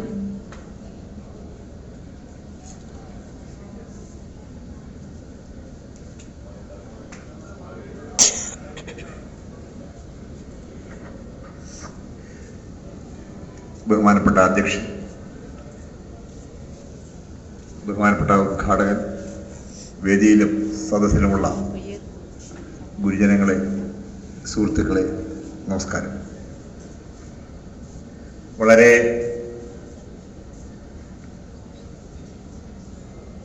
നിർണായകമായ മനസ്സ് ഇങ്ങനെ പാറി നടക്കുന്ന ഒരവസരമാണ്. രാധാകൃഷ്ണന് 70 വയസ്സായി എന്ന് അംഗീകരിക്കാൻ കഴിയാത്ത ഒരവസ്ഥയിലാണ്. കാരണം ഞാനും അടുത്ത് വരുവാണ്. ഞാൻ അദ്ദേഹത്തോട് സംസാരിച്ചു, ഇപ്പൊ വേണ്ട, 2 കൊല്ലം കഴിഞ്ഞിട്ട് മതി എന്നൊക്കെ. പക്ഷെ അതങ്ങനെ തന്നെ നടക്കട്ടെ എന്ന രീതിയിലാണ് രാധാകൃഷ്ണൻ 70ന്റെ നിറവിലായി എന്ന്. ഇവിടെ ഒരുപാട് കാര്യങ്ങൾ സംസാരിച്ചു അദ്ദേഹത്തെ കുറിച്ച്. ഞാൻ മനസ്സിലാക്കിയ ചില കാര്യങ്ങൾ നിങ്ങളോട് പറയാൻ ഞാൻ ആഗ്രഹിക്കുക. 2 വ്യക്തിത്വങ്ങളുടെ സ്വാധീനമാണ് രാധാകൃഷ്ണനാക്കിയത് എന്നാണ് ഞാൻ മനസ്സിലാക്കുന്നത്. ഒന്ന് അദ്ദേഹത്തിൻ്റെ അമ്മയാണ്. ഒരു 20-25 വയസ്സ് വരെയുള്ള കാലഘട്ടത്തിൽ അദ്ദേഹത്തിനെ നയിക്കാനും നിയന്ത്രിക്കാനും ഒക്കെ കഴിഞ്ഞ, അദ്ദേഹത്തിനെ ഉപദേശിക്കാനും മാർഗദർശനം നൽകാനും കഴിഞ്ഞ അമ്മയാണ്. അദ്ദേഹത്തിന്റെ വിവാഹശേഷം ഈ അമ്മയോടൊപ്പം തന്നെ അദ്ദേഹത്തിന്റെ ധർമ്മപത്നിയും ഉണ്ടായിരുന്നു എന്നാണ്. ഇവിടെ എക്സലന്റ് അവാർഡിന്റെ കാര്യമൊക്കെ പറഞ്ഞു. ഒരുപക്ഷെ രാഷേട്ടനേക്കാൾ കുറെ കൂടെ എക്സലന്റ് ആയിരുന്നു ശ്രീമതി എന്നാണ് ഞാൻ മനസ്സിലാക്കുന്നത്. അങ്ങനെ ഒരു എക്സലന്റിന്റെ കൂടെ ഒരു എക്സലന്റ് ജീവിക്കുമ്പോൾ ഉണ്ടാകുന്ന ഒരു 2 ശക്തികൾ ഒരുമിച്ച് വരിക. ആ ജീവിതമാണ് രാധാകൃഷ്ണനെ ഈ തരത്തിലേക്ക് ഉയർത്താൻ കഴിഞ്ഞു. കൊല്ലം കമ്പോളത്തില് ഒരുപക്ഷെ സാധാരണ ഒരു വ്യവസായിക്കോ വ്യാപാരിക്കോ ചെയ്യാൻ കഴിയാത്ത രീതിയിലുള്ള പരിവർത്തനം ചെയ്യാൻ ആർക്കേക്ക് കഴിഞ്ഞു. ഒരു കാലഘട്ടത്തിൽ ഇവിടെയുള്ള ഒരു 90% വ്യാപാരികളും വ്യവസായികളും ഒക്കെ ആർകെയുടെ വലയത്തിലുണ്ടായിരുന്നു, ആർകെയുടെ ആ കണക്ഷനിൽ ഉണ്ടായിരുന്നു എന്നുള്ളതാണ്. ആ രീതിയിൽ അവരെ സ്വാധീനിക്കാനും അവരെ നയിക്കാനും നിയന്ത്രിക്കാനും ഒക്കെ ഉള്ള ഒരു ശക്തിവിശേഷം രാഷ്ട്രീയ സ്വയംസേവക സംഘത്തിന്റെ പിൻബലത്തോടുകൂടി അദ്ദേഹത്തിനുണ്ടായിരുന്നു. ആ ഒരു കാലഘട്ടത്തെ ആണ് ഞാനും അദ്ദേഹമൊക്കെ വളരെ അടുക്കുന്നത്. അദ്ദേഹത്തിന്റെ സഹായ സഹകരണങ്ങൾ, അദ്ദേഹത്തിന്റെ നിർദ്ദേശങ്ങളൊക്കെ സ്വീകരിക്കാനും, നമ്മുടെ ഉദ്ഘാടകൻ പറഞ്ഞ പോലെ ചില കാര്യങ്ങളിലൊക്കെ രാഷേട്ടൻ വളരെ ഷാർപ്പാണ്. അതുകൊണ്ട് ചിലപ്പോൾ അഭിപ്രായ വ്യത്യാസം ഉണ്ടാവാം. നമ്മൾ പറയുന്ന എല്ലാം അംഗീകരിക്കാനോ അദ്ദേഹം പറയുന്ന എല്ലാം അംഗീകരിക്കാനോ നമുക്ക് കഴിയാത്തൊരവസ്ഥ. പലപ്പോഴും ഈ സംസാരിക്കുന്ന സമയത്ത് അദ്ദേഹം രൂക്ഷമായി സംസാരിക്കുമെങ്കിൽ ഉള്ളിൽ വളരെ സോഫ്റ്റ് ആണെന്നുള്ളതാണ്. സംസാരിക്കുമ്പോൾ വിചാരിക്കും, ഓ കുഴപ്പക്കാരനാണ്, ഇത് വിമർശനമേ ഉള്ളല്ലോ എന്നുള്ളത്. പക്ഷെ വിമർശനമല്ല, അതിനുള്ളിൽ നമ്മെ ബോധ്യപ്പെടുത്താനും നമ്മെ മാറ്റാനും വേണ്ടിയിട്ടുള്ള വിമർശനമാണ്. ഇതിങ്ങനെയല്ല പോകേണ്ടത്, ഇങ്ങനെ വേണം പോകണം എന്ന് പറഞ്ഞു തരാൻ വേണ്ടിയിട്ടുള്ള വിമർശനം. അങ്ങനെയുള്ള വിമർശനത്തിൻ്റെയൊക്കെ അടിസ്ഥാനത്തിൽ ഒരു കാലഘട്ടം കൊല്ലം നിറഞ്ഞു നിന്ന വ്യക്തിത്വമായിരുന്നു രാഷ്ട്രം. ഇപ്പം നിറഞ്ഞു നിൽക്കുന്നതല്ല. ഞാനൊക്കെ സംഘടനാ പ്രവർത്തനം വരുന്ന സമയത്ത് ഞങ്ങളുടെ മുന്നിൽ ആ കാലഘട്ടത്തിൽ കൊല്ലത്തെ സാംസ്കാരിക മേഖലയിൽ നിറഞ്ഞു നിന്നത് രവി മുതലാളിയാണ്, അച്ചാണി രവി. അത് കുറച്ച് കഴിഞ്ഞ സമയത്ത് അദ്ദേഹത്തിന്റെ പ്രായമൊക്കെ ആയ സമയത്ത്, അദ്ദേഹം കുറെ പിന്നോട്ട് പോയ സമയത്ത് രാധാകൃഷ്ണൻ മുന്നോട്ട് വരികയാണ്. കൊല്ലത്തെ സാംസ്കാരിക സാമൂഹിക രംഗത്ത് വളരെയധികം നിർണായകമായ സ്വാധീനം ചെലുത്താനും ആ സ്വാധീനത്തിന്റെ അടിസ്ഥാനത്തിൽ മുന്നോട്ട് പോകാനും കഴിഞ്ഞിരുന്നു. ഒരുപക്ഷെ എൻ്റെ ഒരു കാഴ്ചപ്പാട്, അദ്ദേഹത്തിൻ്റെ മക്കൾ വിദേശത്ത് പോയതിനു ശേഷമാണ് അദ്ദേഹത്തിന് കുറച്ചെങ്കിലും ഈ സാമൂഹികമായ മുന്നേറ്റത്തിന് തട വന്നതാണ്. അദ്ദേഹത്തിൻ്റെ ഒരു ചിറക് പോയതുപോലെ എനിക്ക് തോന്നിയിട്ടുണ്ട്. തോന്നലാവാം. അദ്ദേഹത്തിൻ്റെ മകൻ വിദേശത്ത് പോയ സമയത്ത്, മകളും ഒക്കെ പോയ സമയത്ത് കൂടെ ഒരാളില്ല, സ്വന്തം എന്ന് പറയുന്ന ആ രീതിയിൽ അതിൻ്റെ ഒരു കുറവ് സാമൂഹിക സാംസ്കാരിക രംഗത്ത് ഉണ്ടോ എന്ന് എനിക്ക് സംശയമുണ്ടായി. ഒരുപക്ഷെ എൻ്റെ സംശയമായിരിക്കാം. ആ കുറവും കൂടെ മാറിയിരുന്നെങ്കിൽ ഒരുപക്ഷെ ഇന്ന് വേറൊരു നിലയിലേക്ക് കൊല്ലം നഗരം എത്തുമായിരുന്നു എന്ന് മാത്രം പറയാൻ ഞാൻ ആഗ്രഹിക്കുന്നു. അദ്ദേഹത്തിൻ്റെ ആയുസ്സിന്, ദീർഘായുസ്സിന് സർവ്വവിധ പ്രാർത്ഥനയും നൽകുന്നു. ദീർഘായുസ്സോടെ അദ്ദേഹം ജീവിക്കട്ടെ. 70 എന്ന് ഞാൻ പറയുന്നില്ല. നമസ്കാരം. നന്ദി ബാബുച്ചേട്ടാ. Messages for our dear R.K. Chetan. One is from his English teacher, Mary Lonel, who is not keeping well, and his daughter Chaitanya will read the message for you now.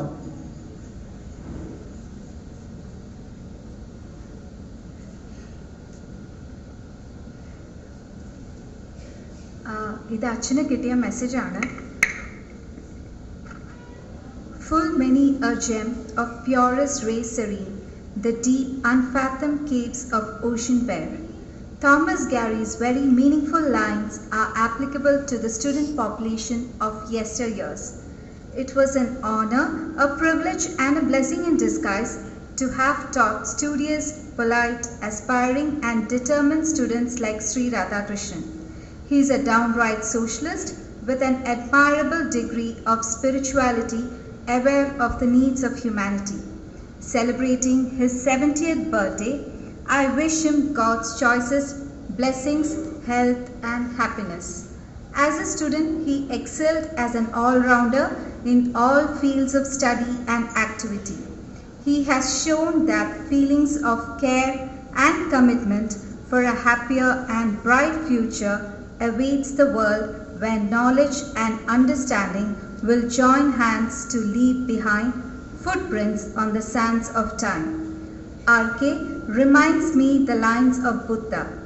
A lifetime is a flash of lightning in the sky, rushing by like a torrent down a steep mountain.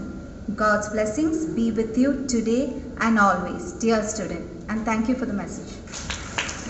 Thank you, Chaitanya. Well done, my girl. And the next message is from Srimati Ramalakshmi, elder sister of Dr. Krishnan Rajagopalan, who runs the Ashwini Clinic just opposite this complex. And this message will be read out by Dr. Rashmi.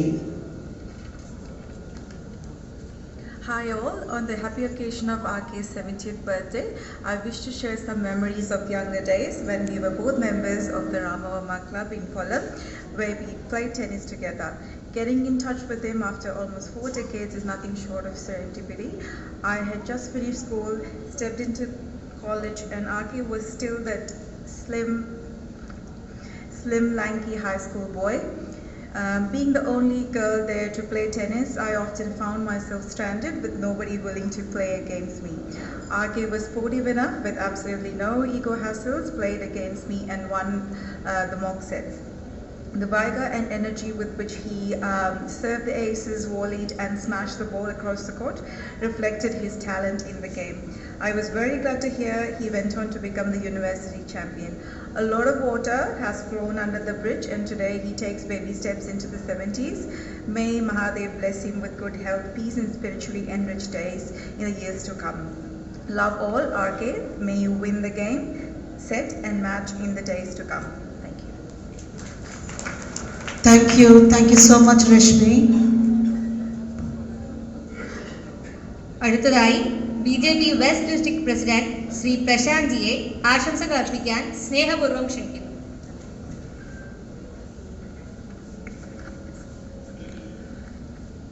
ഈ സപ്തതി ആഘോഷ പരിപാടിയുടെ അധ്യക്ഷൻ ശ്രീ സത്യബാബു, ഈ സപ്തതി ഉദ്ഘാടനം ചെയ്ത ബഹുമാന്യനും നമ്മുടെ എല്ലാം പ്രിയങ്കരനുമായിട്ടുള്ള രാഷ്ട്രീയ സ്വയംസേവക സംഘത്തിന്റെ പ്രാന്ത പ്രചാരക് സുദർശൻജി, ഇന്ന് നമ്മുടെ എല്ലാം കാരണവരായിട്ടുള്ള RK രാധാകൃഷ്ണൻ ചേട്ടൻ, മറ്റു വേദിയിലും സദസ്സിലുമുള്ള ബഹുമാന്യരെ, നമ്മുടെ കൊല്ലത്തെ സംബന്ധിച്ചും അല്ലെങ്കിൽ RK ചേട്ടനെ സംബന്ധിച്ചുമൊക്കെ ഇവർ വളരെ വിശദമായി ഇവിടെ സംസാരിച്ചു. നമ്മളെ സംബന്ധിച്ച് നമുക്കറിയാം, കൊല്ലത്തിന്റെ ഒരു സംഘടനാ ചരിത്രത്തിൽ ഏറ്റവും പ്രധാനപ്പെട്ട, എഴുതി ചേർക്കപ്പെട്ട ഏറ്റവും പ്രധാനപ്പെട്ട ഒരു വ്യക്തിത്വമായിരുന്നു രാധാകൃഷ്ണൻ ചേട്ടൻ. ദീർഘകാലമായി രാധാകൃഷ്ണൻ ചേട്ടനെ അറിയാമെങ്കിലും ഒരുപക്ഷെ അടുത്ത് ഇടപഴകുന്നത് വളരെ ചുരുങ്ങിയ വർഷങ്ങളിലാണ് ഞാൻ അദ്ദേഹവുമായി അടുത്ത് ഇടപഴകുന്നത്. ഒരു പിതാവിൻ്റെ വാത്സല്യത്തോടു കൂടി, അല്ലെങ്കിൽ ആ ഒരു അധികാരത്തോടു കൂടി, സ്നേഹത്തോടു കൂടി തന്നെ സംഘടനാപരമായിട്ടുള്ള ചില കാര്യങ്ങളെ സംബന്ധിച്ച്, അല്ലെങ്കിൽ ചില പൊതു പരിപാടികളെ സംബന്ധിച്ചൊക്കെ സംസാരിക്കുന്ന സമയത്ത് ഏത് കാര്യത്തിനെ സംബന്ധിച്ചായാലും ഒരു പോസിറ്റീവ് എനർജി, നമ്മൾ ഏതെങ്കിലും ഘട്ടത്തിലൊന്ന് വിഷമിക്കുന്ന അവസ്ഥയിലാണെങ്കിൽ പോലും ആ ഒരു വാത്സല്യത്തോടു കൂടി, മകന്റെ വാത്സല്യത്തിലൂടെ കാണുന്ന അദ്ദേഹം, കൊല്ലത്തെ സംബന്ധിച്ച് പറയുകയാണെങ്കിൽ നമുക്കറിയാം, അദ്ദേഹത്തിന്റെ ഒരു ഫലമായി നമുക്കറിയാം, നമ്മുടെ സംഘടനാ പ്രവർത്തനത്തിന്റെ ഒരു പ്രധാന കാര്യപദ്ധതിയാണ് സമ്പർക്കം. ഒരു വളരെ വിപുലമായ സമ്പർക്കത്തിലൂടെ, അല്ലെങ്കിൽ കൊല്ലത്തിന്റെ ഒരു പൗരാവലി, കൊല്ലത്തിന്റെ വ്യാപാര വ്യവസായ മേഖലകളിൽ പ്രവർത്തിക്കുന്ന പ്രമുഖരായ വ്യക്തികളെ നമ്മുടെ സംഘടനയിലേക്ക് കൊണ്ടുവന്ന്, അല്ലെങ്കിൽ നമ്മുടെ സംഘടനയോടൊപ്പം കൂട്ടിച്ചേർക്കുന്നതിന് വളരെ വ്യക്തമായ പങ്കുവഹിക്കുവാൻ അദ്ദേഹത്തിന് കഴിഞ്ഞിട്ടുണ്ട്. കൊല്ലത്ത് എന്ന് കേൾക്കുന്ന സമയത്ത് തന്നെ, അല്ലെങ്കിൽ രാഷ്ട്രീയ സ്വയംസേവക സംഘമെന്നോ അല്ലെങ്കിൽ നമ്മുടെ പരിവാർ സംഘടനകൾ എന്നൊക്കെ പറയുമ്പോഴും ആദ്യം ഉയർന്നു വരുന്ന പേരായി നമ്മുടെ എല്ലാം നാഥനായി, ഇവിടെ പലരും സൂചിപ്പിച്ചു, അദ്ദേഹത്തിന്റെ വീട് ഒരു ആശ്രയ കേന്ദ്രമാണ്. നമുക്കറിയാം, ഇന്ന് നമ്മുടെ സംഘത്തെ സംബന്ധിച്ചപ്പോൾ നമ്മുടെ പ്രാന്തപ്രചാരകർ സൂചിപ്പിച്ചു, നമ്മുടെ 100 വർഷം ആഘോഷിക്കുകയാണ്. 100ാം വർഷത്തിലേക്ക്, ആഘോഷമല്ല 100ാം വർഷത്തിലേക്കാണ്. ഇന്ന് നമ്മുടെ രാജ്യം ഭരിക്കുന്നത് തന്നെ രാഷ്ട്രീയ സ്വയംസേവക സംഘത്തിന്റെ പ്രചാരകമായിട്ടുള്ള മോദിജിയാണ്. അപ്പൊ ഇന്ന് ലോകം രാഷ്ട്രീയ സ്വയംസേവക സംഘത്തെ ആയാലും അല്ലെങ്കിൽ രാജ്യത്തിന്റെ പ്രധാനമന്ത്രി ആയാലും എല്ലാം വളരെ ചർച്ച ചെയ്യപ്പെടുന്ന കാലഘട്ടം. പക്ഷെ അന്നത്തെ കാലഘട്ടങ്ങളിൽ നമ്മുടെ സംഘത്തിലേക്ക് തുടക്ക പ്രവർത്തനം, ആദ്യകാല സമയത്തുണ്ടാവുന്ന നമുക്കുണ്ടാവുന്ന നമ്മുടെ പ്രവർത്തകർക്കുണ്ടായിട്ടുള്ള തിക്ത അനുഭവങ്ങൾ, അവരനുഭവിക്കേണ്ടി വന്നിട്ടുള്ള ത്യാഗങ്ങൾ ഇവിടെ പറഞ്ഞു. വേദിയിലുള്ള പോലെ തന്നെയാണ് പ്രൗഢ ഗംഭീരമായ ഈ സദസ്സ്. ഇപ്പൊ ശിവാസൻ ചേട്ടനെ പോലുള്ള, പട്ടത്താനം രാധാകൃഷ്ണൻ ചേട്ടനെ പോലുള്ള ഏറ്റവും മുതിർന്ന കാര്യകർത്താക്കന്മാർ അടക്കം, AG ശ്രീകുമാരേട്ടൻ അടക്കമുള്ളവർ നമ്മുടെ മുൻനിരയിലുണ്ട്. അപ്പൊ ആ കാലഘട്ടത്തിൽ നമ്മുടെ പ്രസ്ഥാനത്തെ ഒന്ന് താങ്ങി നിർത്തുവാൻ, ആ സ്വയംസേവകരായിട്ടുള്ള നമ്മുടെ സഹോദരന്മാർക്ക് താങ്ങും കരുത്തുമാകുവാൻ RK രാധാകൃഷ്ണൻ ചേട്ടന് കഴിഞ്ഞിട്ടുണ്ട്. അതുകൊണ്ട് തന്നെ നമ്മുടെ എല്ലാവരുടെയും അനുഗ്രഹവും കൂടുതൽ കാലം ദീർഘായുസോടുകൂടി ഈ ഭൂമിയിൽ ജീവിക്കാൻ അദ്ദേഹത്തിന് ഉണ്ടാവട്ടെ, അതിനുള്ള അനുഗ്രഹം അദ്ദേഹത്തിന് ഉണ്ടാകട്ടെ എന്ന് ജഗദീശനോട് പ്രാർത്ഥിച്ചുകൊണ്ട് അദ്ദേഹത്തിന്റെ ജന്മദിനത്തിന് എല്ലാവിധ ആശംസകളും അർപ്പിച്ചുകൊണ്ട് ഞാൻ എൻ്റെ വാക്കുകൾ നിർത്തുന്നു. നന്ദി, നമസ്കാരം. ബഹുമാനപ്പെട്ട പ്രശാന്ത് ജി, നമ്മുടെ പ്രിയപ്പെട്ട RK ചേട്ടന് ഒരു നടരാജ വിഗ്രഹം നൽകി ആദരിക്കുകയാണ്.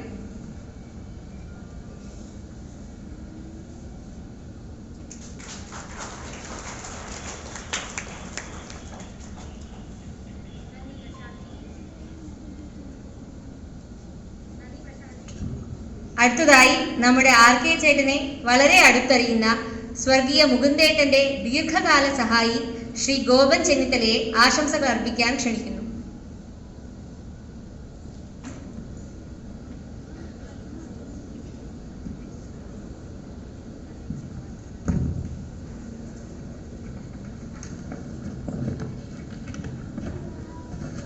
എല്ലാവർക്കും നമസ്കാരം. ഈ സദസ്സിൻ്റെ അധ്യക്ഷൻ ബഹുമാനായ ശ്രീ സത്യബാബു അവർ ഈ ചടങ്ങ് ഔപചാരികമായി ഉദ്ഘാടനം നിർവഹിച്ച സംഘത്തിൻ്റെ പ്രാന്തപ്രചാരക് മാന്യ സുദർശൻജി, മറ്റ് കൊല്ലത്തെ പൗരാവലി സംഘ ബന്ധുക്കൾ, എല്ലാവർക്കും നമസ്കാരം. വളരെ സന്തോഷവും ബഹുമാനവും അർഹിക്കുന്ന ഒരു ചടങ്ങാണ് ഇവിടെ നടന്നുകൊണ്ടിരിക്കുന്നത്. എന്നെ കഴിഞ്ഞ ദിവസം രാഷ്ട്രീയേട്ടൻ വിളിച്ചപ്പം ഇങ്ങനെ ഒരു ചടങ്ങിൽ പങ്കെടുക്കും എന്നുള്ളൊരു മുൻവിധിയൊന്നും എനിക്കില്ലായിരുന്നു. ഇങ്ങനെ ചടങ്ങ് നടക്കുന്നുണ്ട്, ഇയാൾ വരണം എന്ന് പറഞ്ഞ് ക്ഷണിച്ചു. വളരെ സന്തോഷം തോന്നി. എനിക്ക് വളരെ ഇഷ്ടമുള്ള ഒരു വ്യക്തിത്വമാണ് രാധാകൃഷ്ണൻ ചേട്ടൻ. അതിന് എനിക്ക് അവസരമുണ്ടായത് മാന്യ മുകുന്ദേട്ടൻ്റെ കൂടെ ആ കുടുംബത്തിൽ വരാനും അവരെ ബന്ധുക്കളെയും എല്ലാവരെയും കാണാനും പരിചയപ്പെടാനും എല്ലാം സാധിച്ചിട്ടുണ്ട്. നിരവധി തവണ രാഷ്ട്രീയൻ്റെ വീട്ടിൽ വന്ന് താമസിക്കാൻ അവസരം ലഭിച്ചിട്ടുണ്ട്. അതിൽ ഭാഗ്യമായി കാണുന്ന അവസരം ഒരു ദിവസം വരുമ്പോൾ മാന്യ പരമേശ്വർജി അദ്ദേഹത്തിൻ്റെ വീട്ടിലുണ്ട്. അന്ന് പരമേശ്വർജിക്കും ഒപ്പം മൂന്തേട്ടനൊപ്പം അവിടെ ചേച്ചിയും അമ്മയും ഒക്കെ ഉള്ള സമയത്ത് അവിടെ താമസിക്കാനും കുട്ടികളൊക്കെ അന്ന് കൊച്ചാണ്, അങ്ങനെയൊക്കെയുള്ള അവസരങ്ങൾ ഉണ്ടായിട്ടുണ്ട്. പിന്നീടാണ് രാഷ്ട്രീയനോട്ട് കൂടുതൽ അടുക്കാനും രാഷ്ട്രീയൻ്റെ ബിസിനസ് രംഗത്തെക്കുറിച്ചും അദ്ദേഹം എന്ന വ്യക്തിയെക്കുറിച്ചും അദ്ദേഹത്തിൻ്റെ മറ്റ് മേഖലകളിലുള്ള പരിജ്ഞാനം ഇതൊക്കെ തന്നെ മനസ്സിലാക്കും. അത്തരം ഒരു വലിയ ഒരു മനസ്സിനുടമയും അത്തരം വലിയ പരിജ്ഞാനമുള്ള ഒരു വ്യക്തിത്വമാണ് എന്നുള്ളത് രാധാകൃഷ്ണൻ്റെ വിവിധ മേഖലയിലുള്ള അറിവും അത്തരം സംവാദങ്ങളും ഒക്കെ നമ്മൾ മനസ്സിലാക്കാൻ അവസരം ലഭിച്ചിട്ടുണ്ട്. ഏറ്റവും പുതിയ അദ്ദേഹത്തിൻ്റെ വാട്സപ്പ് ഗ്രൂപ്പുകൾ 2-3 വാട്സപ്പ് ഗ്രൂപ്പുകളുണ്ട്. ആധ്യാത്മികമായി മനസ്സിന് ഉദ്ബോധം നൽകുന്ന വിവിധ മേഖലകളിലുള്ള ആളുകൾക്ക് പരിജ്ഞാനം നൽകുന്ന തരത്തിലുള്ള ആ ഗ്രൂപ്പിൽ വിവിധ കാര്യങ്ങൾ ആളുകൾക്ക് മനസ്സിലാക്കാനുള്ള ശ്ലോകങ്ങളായാലും അതിൻ്റെ നിർവചനങ്ങളായാലും അതിൻ്റെ എല്ലാ സത്തയും മനസ്സിലാക്കാൻ സാധിക്കുന്ന ഒരു സന്ദേശം പകരാൻ അദ്ദേഹത്തിന് സാധിക്കുന്നു എന്നുള്ളത് അദ്ദേഹത്തിൻ്റെ ദീർഘനാള പരിജ്ഞാനം, ആധ്യാത്മിക രംഗത്തുള്ള ഒരു അറിവ് മറ്റുള്ളവർക്ക് പകർന്നു കൊടുക്കുന്നു എന്നുള്ളത് തന്നെയാണ്. ഈ സന്ദർഭത്തിൽ അദ്ദേഹത്തിന് 70 വയസ്സ് എത്തി എന്ന് പറയുമ്പോൾ അത് ഈ കൊല്ലം പൗരാവലിയുടെ സംഘബന്ധുക്കളുടെ ഒക്കെ ഒരു സ്നേഹം ഇവിടെ നൽകുന്നത്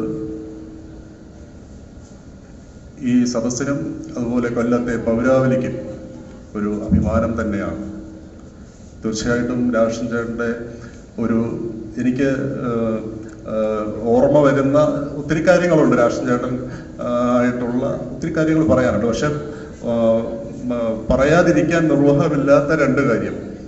ഒരു ദിവസം തിരുവനന്തപുരത്ത് ഞാൻ വളരെ ചെറുപ്രായം മുതലുള്ള ചില ഓർമ്മകളുണ്ട്. തിരുവനന്തപുരത്ത് ഏതാണ്ട് എനിക്ക് 90s തിരുവനന്തപുരം സ്റ്റേറ്റ് ഓഫീസല്ല, പഴയ ഇന്നത്തെ ജില്ലാ ഓഫീസ്, പഴയ സ്റ്റേറ്റ് ഓഫീസ് നിന്നും അത് പുതിയ ഓഫീസിലോട്ട് ഷിഫ്റ്റ് ചെയ്യുകയാണ്. ഇന്ന് തിരുവനന്തപുരത്ത് BJPയുടെ സംസ്ഥാന ഓഫീസായിട്ട് പുതിയ ഉദ്ഘാടനം നിർവഹിച്ച ഓഫീസിൻ്റെ അന്ന് പഴയ മുൻ കേന്ദ്രമന്ത്രി എസ് കുഷ്കുമാർ സാറിൻ്റെയും പത്മകുമാർ സാറിൻ്റെയും ഒക്കെ വീട് BJPയുടെ സ്റ്റേറ്റ് ഓഫീസായിട്ട് വാടകയ്ക്ക് എടുത്ത് പഴയ ജില്ലാ ഓഫീസിൽ നിന്ന് സാധനങ്ങളൊക്കെ ഷിഫ്റ്റ് ചെയ്യുകയാണ്. അപ്പം ഞാൻ അവിടെ ഓഫീസിലോട്ട് ചെന്നപ്പം മുന്തേട്ടൻ എന്നോട് പറഞ്ഞു, ഇയാൾ എവിടെയെങ്കിലും പോകുന്നുണ്ടോ? ഞാൻ പറഞ്ഞില്ല, സമയമുണ്ടെങ്കിൽ ഒന്ന് കൊല്ലം വരെ പോയിട്ട് വരാൻ പറഞ്ഞു. കൊല്ലത്ത് ചെന്ന് രാഷ്ട്രീയനെ ആർക്കെ കാണണം പറഞ്ഞു. ഞാൻ രാഷ്ട്രീയൻ്റെ കടയിൽ ചെന്നു, എനിക്കൊരു ചായയൊക്കെ തന്നു. അപ്പോൾ എന്തിനാണെന്നൊന്നും എന്നോട് പറയുന്നില്ല. അവിടെ ചെന്ന് രാഷ്ട്രീയയുടെ ചായയൊക്കെ തന്ന് കുറച്ച് 1 മണിക്കൂർ കഴിഞ്ഞപ്പം എൻ്റെ കയ്യിൽ 2 ലക്ഷം രൂപ തരികയാണ്. എന്നെ അടുത്തിരുത്തിയിട്ട് എൻ്റെ ഞാൻ ഒരു ബാഗൊന്നും കരുതിയിട്ടില്ല. എനിക്ക് എൻ്റെ മുണ്ടിൽ വളരെ കൃത്യമായിട്ട് ആ പണം സൂക്ഷിച്ച് കെട്ടി രമേഷ് ബാബുജിയാണ് എന്നെ ബസ്സിൽ കയറ്റി തിരുവനന്തപുരത്ത് വിടുന്നത്. ഏതാണ്ട് ഒരു 7 മണിയോടുകൂടി തിരുവനന്തപുരത്ത് എത്തി. മൂന്നോട്ടും അടുത്ത് പൈസ എത്തിച്ചു. അപ്പോഴാണ് പറയുന്നത്, നാളെ ഈ സ്ഥലത്തിന് അഡ്വാൻസ് കൊടുക്കണം. തിരുവനന്തപുരത്ത് ഇന്ന് കാണുന്ന സംസ്ഥാന ഓഫീസിന് ഒരു തുക നാളെ അഡ്വാൻസ് കൊടുക്കേണ്ട ദിവസമാണ്. അതിന് ഒരു ഭാഗ്യം അത് രാധാകൃഷ്ണൻ ചേട്ടനും ഉണ്ടായി. അത് കൊണ്ട് കൈമാറാനുള്ളൊരു ഭാഗ്യം എനിക്ക് ഉണ്ടായി എന്നുള്ളത് ഞാനിവിടെ ഓർമ്മിക്കുകയാണ്. അതുപോലെ തന്നെ ഇന്നത്തെ നമ്മുടെ വലിയ ഒരു വിവാദമായി ചർച്ച ചെയ്യപ്പെട്ട ഈ എമ്പുരാൻ സിനിമയിൽ അതിൻ്റെ നായകനും സംവിധായകനുമായ ശ്രീ പൃഥ്വിരാജിൻ്റെ മാതാവ് മല്ലിക ചേച്ചി രാധാകൃഷ്ണൻ ചേട്ടനെയാണ് ആദ്യം സമീപിക്കുന്നത്. രാധാകൃഷ്ണൻ ചേട്ടനാണ് മല്ലിക ചേച്ചിയെ മൂന്തേട്ടന് പരിചയപ്പെടുത്തി കൊടുക്കുന്നത്. മല്ലിക ചേച്ചിയുടെ കുടുംബപരമായിട്ടും അതുപോലെ പൃഥ്വിരാജ് നേരിട്ട പ്രയാസങ്ങളൊക്കെ മൂന്തേട്ടൻ്റെ അടുത്ത് വന്ന് ആശയവിനിമയം നടത്താൻ രാധാകൃഷ്ണൻ ചേട്ടനാണ് മല്ലിക ചേച്ചിയെ ഉപദേശിച്ചത്. അപ്പോൾ ആ കാര്യങ്ങളൊക്കെ എനിക്ക് ഓർമ്മ വരുന്നുണ്ട്. അതെല്ലാം വളരെ സൗഹാർദ്ദപരമായ ഒരു കുടുംബ അന്തരീക്ഷത്തിന് ആവശ്യമായിട്ടുള്ള എല്ലാ കാര്യങ്ങളും ഒരു മൂത്ത സഹോദരൻ എന്നുള്ള നിലയിൽ ആരുടെ കാര്യമായാലും അതിലിടപെട്ട് ആവശ്യമായ സ്ഥലത്ത് ഇടപെട്ട് ചെയ്യാനുള്ള ഒരു കരുത്തും ഒരു സാഹോദര്യവും പ്രകടിപ്പിക്കാൻ രാധാകൃഷ്ണൻ ചേട്ടൻ്റെ ആ ഒരു മനസ്സിനും അദ്ദേഹത്തിൻ്റെ ഒരു സാമൂഹ്യ പരിജ്ഞാനത്തിനും അദ്ദേഹത്തിന് ഇടവരുന്നു എന്നുള്ളതാണ്. അതുപോലെ തന്നെ ഞാൻ പിന്നീട് ഒരു സമയത്ത് കൊല്ലത്ത് SN കോളേജിന്റെ മുമ്പിൽ ഒരു ആക്സിഡന്റ് ഉണ്ടായി, ഒരു KSRTC ബസ്സുമായിട്ട്. അത് ഇന്ന് അറിയപ്പെടുന്ന മലയാള സിനിമാ രംഗത്തുള്ള പ്രമുഖരായിട്ടുള്ള കുറെ ആളുകളുണ്ടായിരുന്നു. ഞങ്ങൾ 7-9 പേര് ഒരു ട്രാവലറിൽ പോകുമ്പോഴാണ് ഒരു ആക്സിഡന്റ് ഉണ്ടാകുന്നത്. ആ സമയത്ത് രാധാകൃഷ്ണൻ ചേട്ടൻ്റെ ഒരു സമീപനം അത് 96 SN കോളേജിന്റെ ഫ്രണ്ടിൽ ഉണ്ടായ ഒരു KSRTC ബസ്സുമായിട്ടുണ്ടായി. അത് കൊല്ലം ഈസ്റ്റ് പോലീസ് സ്റ്റേഷനിൽ ആ വണ്ടിയും ട്രാവലറും പോകേണ്ട സാഹചര്യം ഉണ്ടായി. അവിടെയൊക്കെ രാധാകൃഷ്ണൻ ചേട്ടൻ കടന്നു വന്ന് വേണ്ട ഒരു സഹായം ഉണ്ടാവുകയും അദ്ദേഹത്തിൻ്റെ ഒരു പൗരബോധം അവിടെ പ്രകടിപ്പിക്കാനും അതിനെ നമുക്ക് നോക്കിക്കാണുവാനും ഒക്കെ അവസരമുണ്ടായി എന്നുള്ളത് അദ്ദേഹം ഇത്തരം ഒരു സാംസ്കാരിക സംഘടനയിൽ പ്രവർത്തിക്കാനും അതിൻ്റെ ഒരു ഭാഗമായി നിൽക്കാനും ഒരു നേതൃരംഗത്ത് നിന്നു എന്നുള്ളതിൻ്റെ കരുത്താണ് എന്ന് ഞാൻ മനസ്സിലാക്കുന്നു. തീർച്ചയായിട്ടും രാധാകൃഷ്ണൻ ചേട്ടൻ നമ്മുടെ കൊല്ലം പൗരാവലിക്കും കൊല്ലം ദേശത്തിനും നമ്മുടെ മലയാളികൾക്കെല്ലാം അഭിമാനിക്കാവുന്ന ഒരു വ്യക്തിത്വം തന്നെയാണ് എന്ന് ഞാൻ മനസ്സിലാക്കിയിട്ടുണ്ട്. ഈ ചടങ്ങിന് എന്നെ ക്ഷണിച്ചതിന് പ്രത്യേകം രാധാകൃഷ്ണൻ ചേട്ടനോടും കുടുംബത്തിനോടും എല്ലാം നല്ല വാക്കുകളിലൂടെ ഈ സന്ദർഭത്തിൽ പ്രകടിപ്പിക്കുന്നു. നന്ദി, നമസ്കാരം.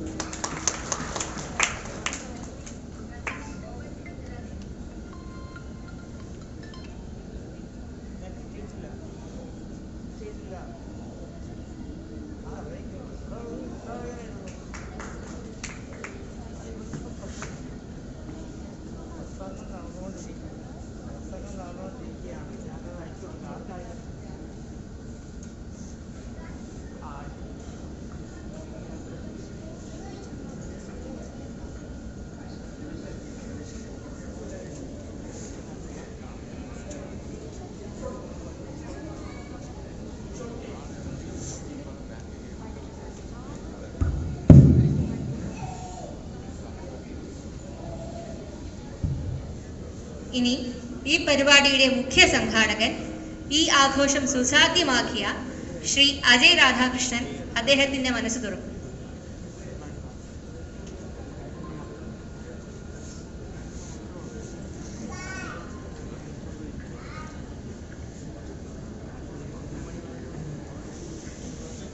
വേദിയിലും സദസ്സിലും ഉള്ള മുഖ്യ വിശിഷ്ടാതിഥികൾക്കും ബന്ധുക്കൾക്കും സുഹൃത്തുക്കൾക്കും പ്രണാമം. ശ്രീ ആർ രാധാകൃഷ്ണൻ ശ്രീ ആർ രാധാകൃഷ്ണൻ എൻ്റെ അച്ഛനെ പറ്റി പറയാൻ ഒരുപാടുണ്ട്. പക്ഷെ എനിക്കിന്ന് പറയാനുള്ളത് ഒരു കഥയാണ്. എൻ്റെ അടുത്ത് അച്ഛൻ്റെ പ്രിയ സുഹൃത്ത് അല്ല കുടുംബാംഗമായ ടി പി ചേട്ടൻ എൻ്റെ അടുത്ത് പറഞ്ഞൊരു കഥ. ടി പി ചേട്ടൻ ഇവിടെ ഉണ്ടോ എന്ന് എനിക്കറിയില്ല. ഒരു 80കളുടെ കാലത്ത് നടന്നൊരു കഥയാണ്. അന്ന് അച്ഛൻ മേനാത്തുമുക്ക് ശ്രീ കൊടുങ്ങല്ലൂർ ക്ഷേത്രത്തിൻ്റെ എതിർവശം മാർബിൾ വ്യാപാരം ചെയ്യുന്ന ഒരു കാലഘട്ടമാണ്.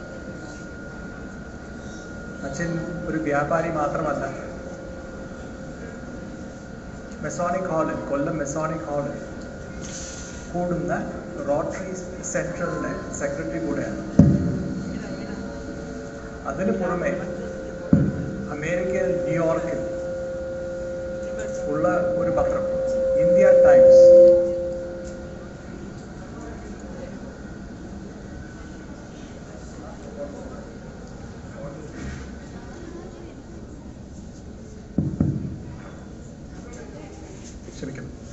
ഇന്ത്യ ടൈംസ് എന്ന പത്രത്തിൻ്റെ ഇന്ത്യയുടെ ചീഫ് കറസ്പോണ്ടന്റും കൂടെയാണ്. നന്നായി ഇംഗ്ലീഷ് എഴുതും, പറയും. പല ലേഖനങ്ങളും ഇന്ത്യൻ എക്സ്പ്രസും ഹിന്ദുവിൻ്റെ എഡിറ്റേഴ്സ് കോളത്തിൽ പബ്ലിഷ് ചെയ്തിട്ടുണ്ട്.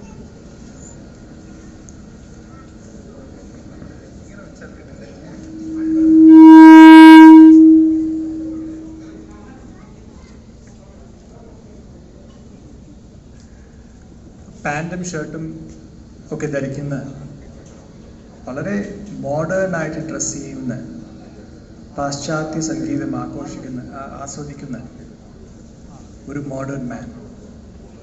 ആ കാലഘട്ടത്തിൽ ഞാനുണ്ട്, അമ്മയുണ്ട്, എൻ്റെ സഹോദരിയുമുണ്ട്.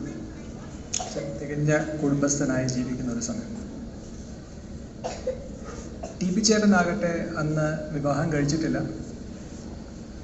RSSൻ്റെ മുഖ്യ പ്രവർത്തകനാണ്. കാവിമുണ്ടും ഷർട്ടും താടിയൊക്കെ വളർത്തി ഒരു തേജസ്സുള്ള ഒരു ബ്രഹ്മചാരിയായി ഇരിക്കുന്നൊരു കാലം. അപ്പോൾ ആ സമയത്ത് ഈ ദീപാരാധന നടക്കുന്ന ക്ഷേത്രത്തിൻ്റെ ആ സമയത്ത് കുറേ സാധുക്കൾ വന്നു പോവുകയും ചെയ്യുമായിരുന്നു, പ്രസാദം വാങ്ങിക്കാനും പ്രാർത്ഥിക്കാനും ഒക്കെ. അപ്പോൾ ഒരു സാധു അവിടെ വന്ന് എന്തെന്നറിയാതെ നേരെ ഈ മാർബിൾ കടയിലേക്ക് നടന്നു വരികയാണ്. നല്ല കാവ്യ വസ്ത്രമൊക്കെ കൊടുത്ത് വന്ന് നടന്നു വരികയാണ്. അപ്പോൾ അച്ഛൻ അവിടെ പാൻറ്റും ഷർട്ടും ഒക്കെ ഇട്ട് നല്ല ടിപ്പ് ടോപ്പായിട്ട് ഇരിക്കുന്നുണ്ട്.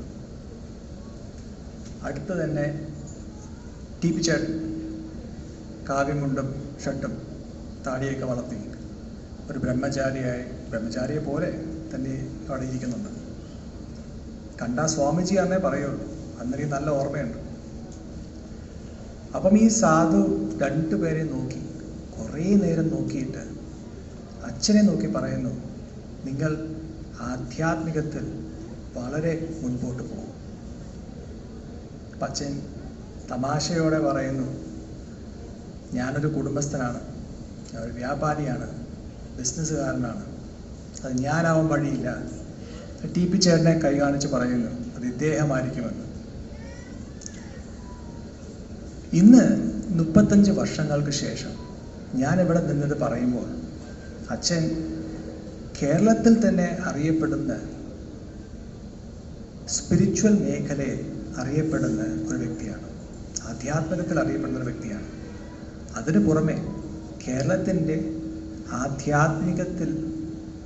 ആധ്യാത്മികത്തിൻ്റെ പ്രീമിയം ഇൻസ്റ്റിറ്റ്യൂഷനായ തന്ത്രവിദ്യാപീഠത്തിൻ്റെ ബോർഡ് മെമ്പറും കൂടെയാണ്.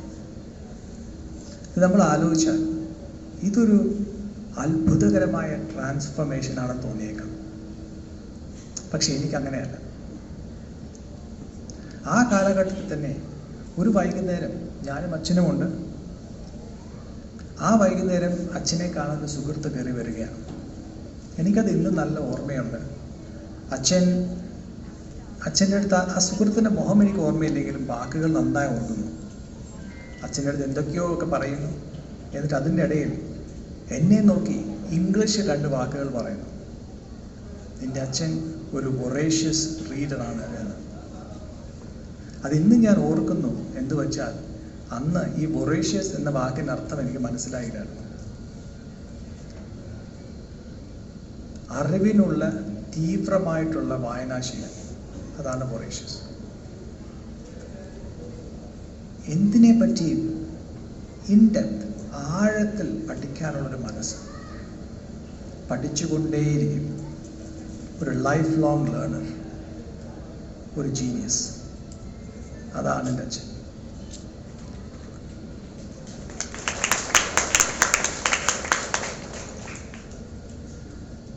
ഈ അച്ഛൻ്റെ മകനായി ജനിക്കാനും ഇവിടെ വന്ന് ഇത് പറയാനും ഉള്ള അവസരം കിട്ടിയത് എൻ്റെ പൂർവ്വജന്മത്തിൻ്റെ പുണ്യകർമ്മത്തിൻ്റെ ഫലമാണ് എന്നാണ് വിചാരിക്കുന്നത്. അച്ഛന് സപ്തതി ആശംസകൾ നേരുമ്പോൾ എനിക്കൊരു പ്രാർത്ഥനയേ ഉള്ളൂ. അച്ഛന് ചെയ്യുന്ന എല്ലാ പ്രവൃത്തികളും ഇനിയും നന്നായി വരട്ടെ എന്ന്. ഇവിടെ വന്നിരിക്കുന്ന എല്ലാവർക്കും ഞങ്ങളുടെ കുടുംബത്തിൻ്റെ പേരിൽ ഞാൻ നന്ദി പറഞ്ഞുകൊണ്ട് ഞാൻ വാക്കുകൾ ചുരുക്കട്ടെ. നമസ്കാരം.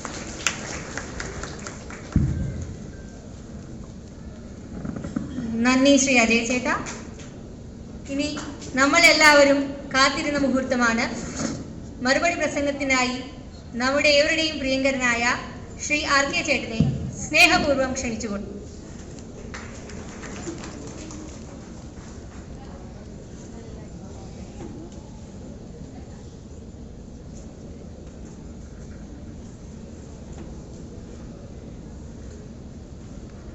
സമാദരണീയനായ പ്രാന്തപ്രചാരക് ശ്രീ സുദർശൻ ജി, മാന്യ മഹാനഗർ സംഘചാലക് ശ്രീ ഗോപാലകൃഷ്ണൻ, ഇവിടെ സന്നിഹിതരായിട്ടുള്ള പ്രിയ ബന്ധുക്കളെ, സെൽവൻജി മാന്യ മഹാസംഘചാലക് എന്ന് പറഞ്ഞപ്പോൾ ചിരിക്കുന്ന കാണാം. സ്ഥാനത്തിന് നമ്മൾ വളരെയധികം വില കൽപ്പിക്കുന്ന വ്യക്തികളാണല്ലോ.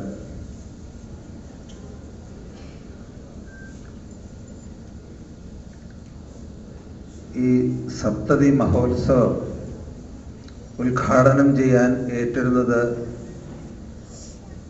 ശ്രീ സുരേഷ് ഗോപിയാണ്. പരിപാടിയിൽ പങ്കെടുക്കാം എന്ന് ഏറ്റിരുന്നത് ഇപ്പോൾ BJPയുടെ മുൻ സംസ്ഥാന അധ്യക്ഷൻ ശ്രീ K. സുരേന്ദ്രനാണ്. പക്ഷേ ഒരു സ്വയം സേവകനെ സംബന്ധിച്ചിടത്തോളം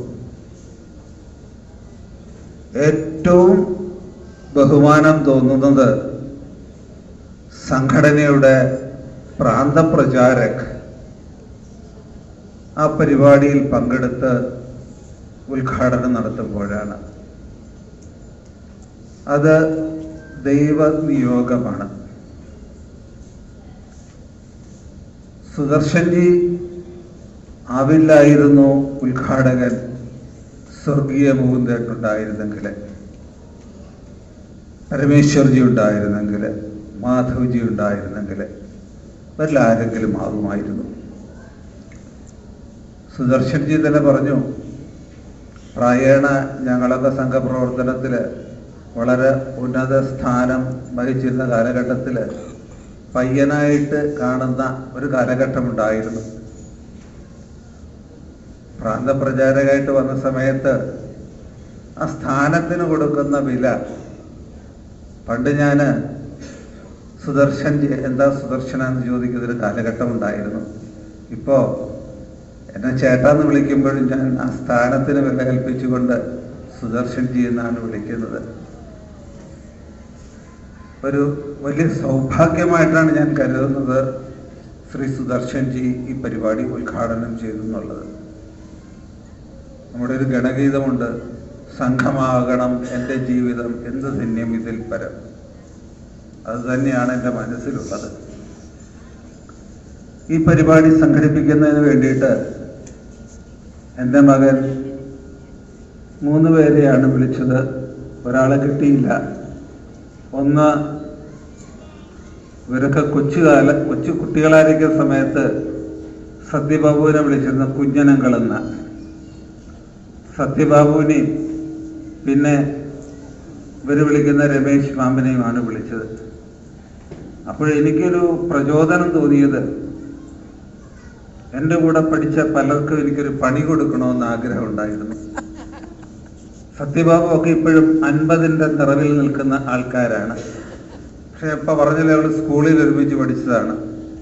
അതുപോലെ തന്നെ എന്നോടൊപ്പം പഠിച്ച സൂര്യകുമാർ, സന്തോഷ് കുമാർ പ്രഭു, അവരൊക്കെ ഇവിടെയുണ്ട്. ഇവരൊക്കെ ചെറുപ്പക്കാരായിട്ട് നടക്കുമ്പോൾ ഇവർക്കൊക്കെ ഒരു പണി കൊടുക്കാൻ വേണ്ടിയിട്ടാണ് 70 ആഘോഷം എന്ന് പലപ്പോഴും എൻ്റെ മനസ്സിൽ തോന്നിയിട്ടുണ്ട്. കാരണം തലമുടിയൊക്കെ കറുപ്പിച്ച് ഇവരിങ്ങനെ നടക്കുന്ന കാണുമ്പോൾ എനിക്ക് പലപ്പോഴും അസൂയ തോന്നിയിട്ടുണ്ട്.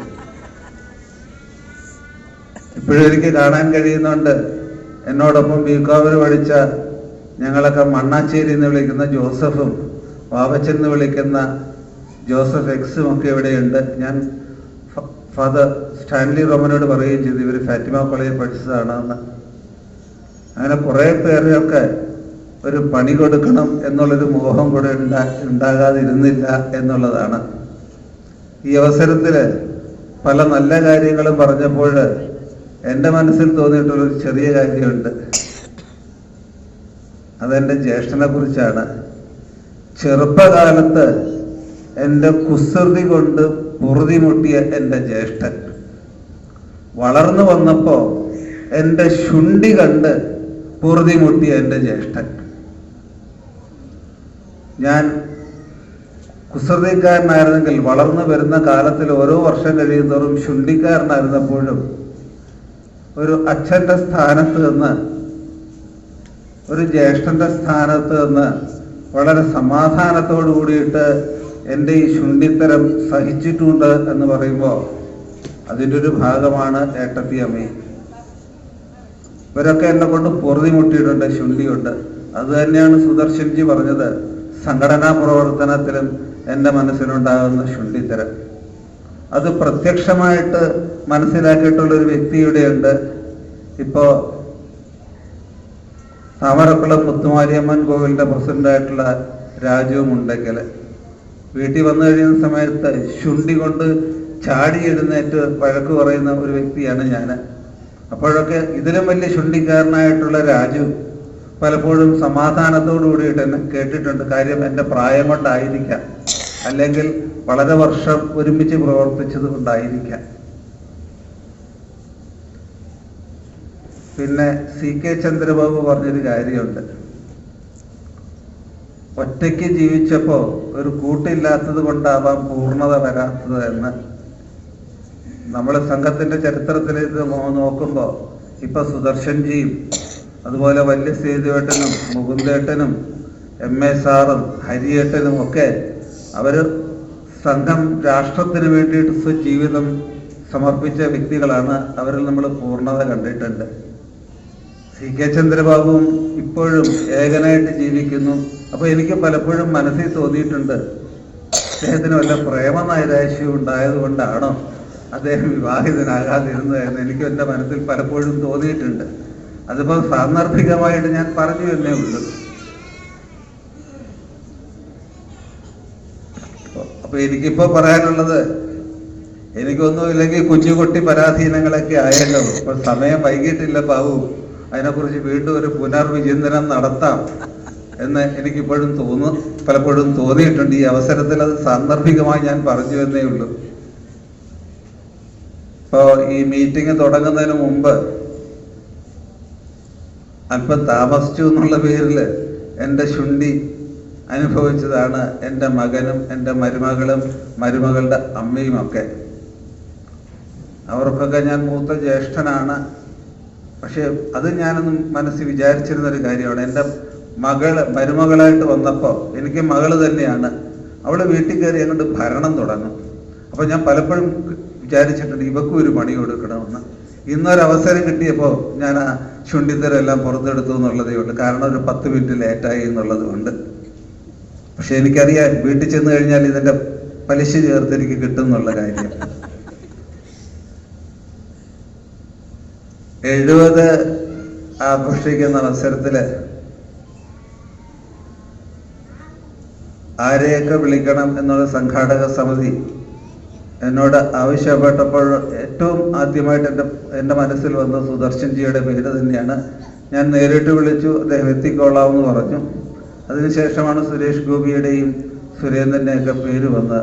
അത് എൻ്റെ മനസ്സിൽ പൂർണ്ണ സംതൃപ്തി ഉണ്ടായിരുന്നില്ല. കാരണം ഞങ്ങളൊക്കെ പ്രചാരകന്മാരുടെ ജീവിതം കണ്ട് അവരെ പരിചരിച്ച് അവർ ഞങ്ങളുടെ വീടുകളിൽ വന്ന് താമസിച്ച് കുടുംബവുമായിട്ട് ഇഴുകിച്ചേർന്ന ഒരു സംസ്കാരമാണ് ഞങ്ങൾക്കെല്ലാം ഉള്ളത്, സംഘസംസ്കാരം. സംഘത്തിൻ്റെ പ്രചാരകന്മാർ വീടുകളിലാണ് താമസിക്കാറുള്ളത്, കാര്യാലയത്തിലോ അല്ലെങ്കിൽ ഹോട്ടലുകളിലോ ഒക്കെ താമസിക്കാറില്ല. അതുകൊണ്ട് തന്നെ ഈ വീടുമായിട്ട് അടുത്ത ബന്ധം പുലർത്തുന്നത് കൊണ്ട് പ്രചാരകൻ വീട്ടിൽ വരിക എന്ന് പറയുന്നത് ഒരു ഉത്സവത്തിൻ്റെ പ്രതീതിയാണ്. അങ്ങനെ അനേകം പ്രചാരകന്മാരുടെ പാദസ്പർശമേറ്റ പുണ്യഗൃഹമാണ് എൻ്റേത്. ഗ്രന്ഥശാലയേക്കാളേറെ രാഷ്ട്രത്തിന് വേണ്ടിയിട്ട് ജീവിതം ഒഴിഞ്ഞു വെച്ച പ്രചാരകന്മാർ താമസിച്ച ഒരു കാലഘട്ടത്തിൽ കാര്യാലയം പോലും ഇല്ലാത്ത സമയത്ത് താമസിച്ച വീടാണ്. അവിടെയാണ് മാധവജിയും പരമേശ്വർജിയും മുകുന്ദേട്ടനും വലിയ സേതുവേട്ടനും കൊച്ചു സേതുവേട്ടനും ഒക്കെ താമസിച്ചിട്ടുള്ളത്. അപ്പോൾ അവരുടെ ശിക്ഷണത്തിലൊക്കെ വളർന്നത് കൊണ്ട് ഒരു സംഘസംസ്കാരം ഉൾക്കൊള്ളാൻ കഴിഞ്ഞിട്ടുണ്ട്. അതുകൊണ്ട് തന്നെ ജീവിതത്തിൽ ഒരുപക്ഷെ പലപ്പോഴും ഇന്ന് കാണുന്ന മൂല്യച്യുതി അഭിച്യുതി ഒന്നും തന്നെ ജീവിതത്തിൽ നമ്മളെ സ്പർശിക്കാറില്ല.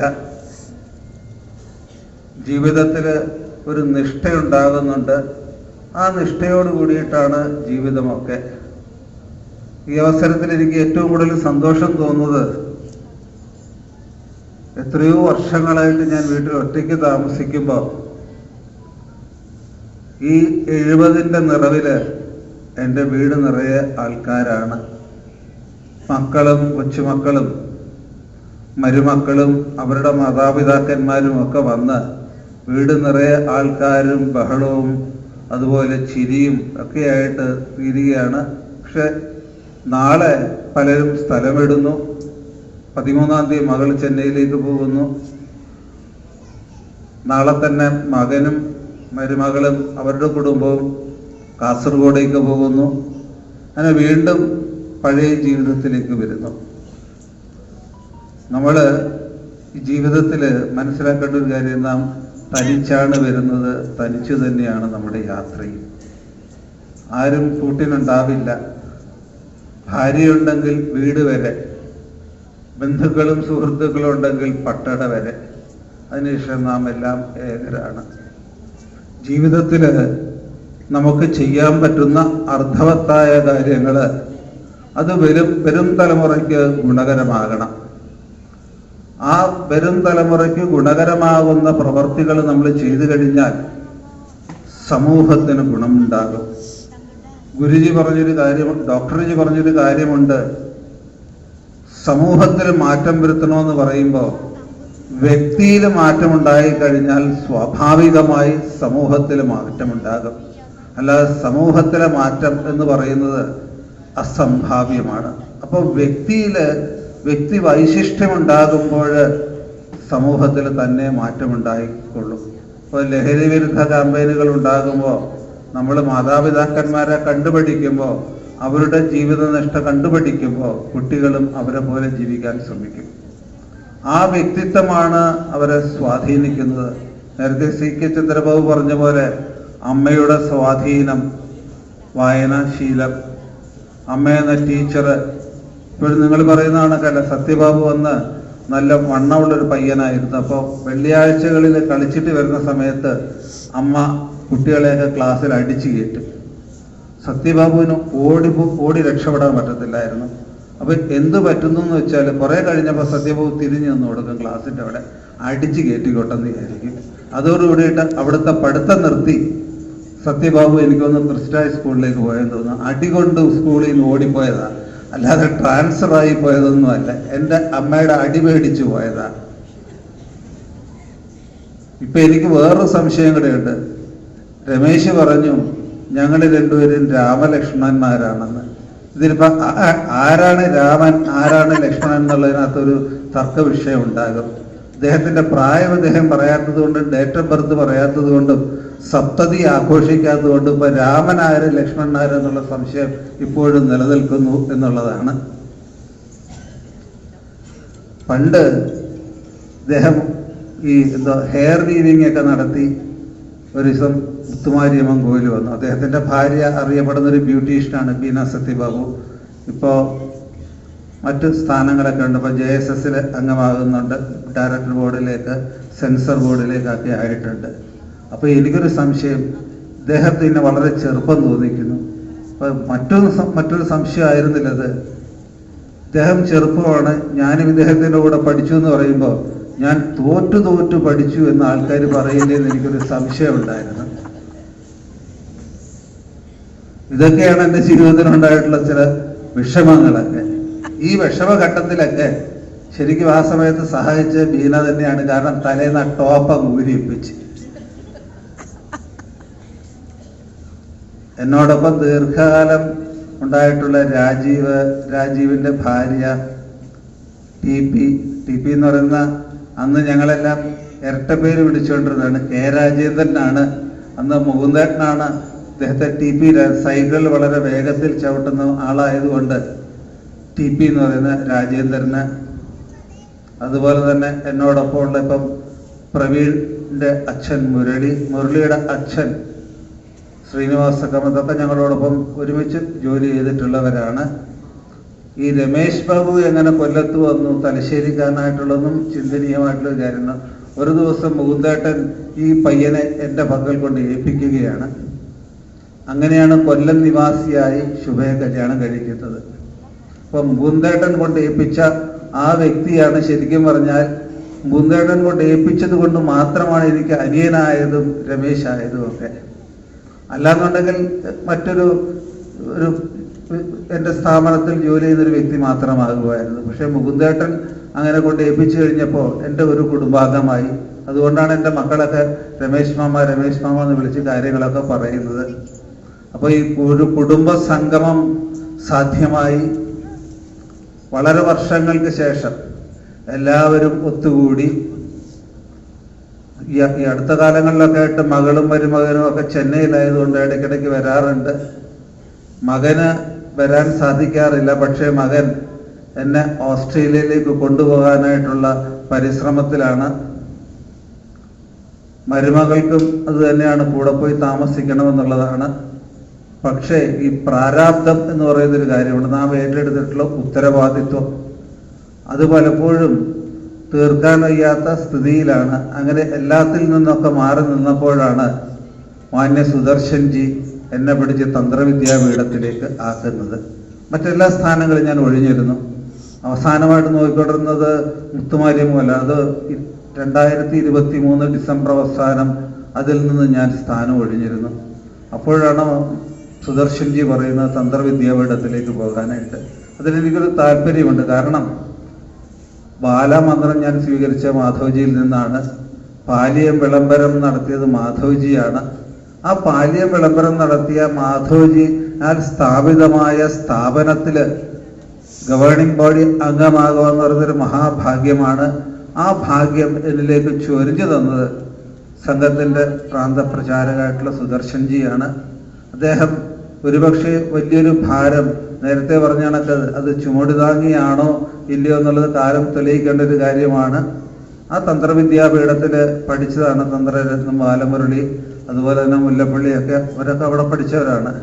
ആ സ്ഥാപനത്തെ എങ്ങനെ ഉയർത്തിക്കൊണ്ടുവരുവാന്നുള്ളൊരു മാർഗരേഖ അതിനെക്കുറിച്ച് ചിന്തിക്കുന്നുണ്ട്. അതുപോലെ തന്നെ ഈ ഡിജിറ്റൽ സംവിധാനത്തിൽ 100ാം വാർഷികം ആഘോഷിക്കുന്ന സംഘത്തിൻ്റെ അതിനു വേണ്ടിയിട്ടുള്ള പ്രവർത്തനം തുടങ്ങാനായിട്ട് സുദർശൻജി എന്നോട് ആവശ്യപ്പെട്ടിട്ടുണ്ട്.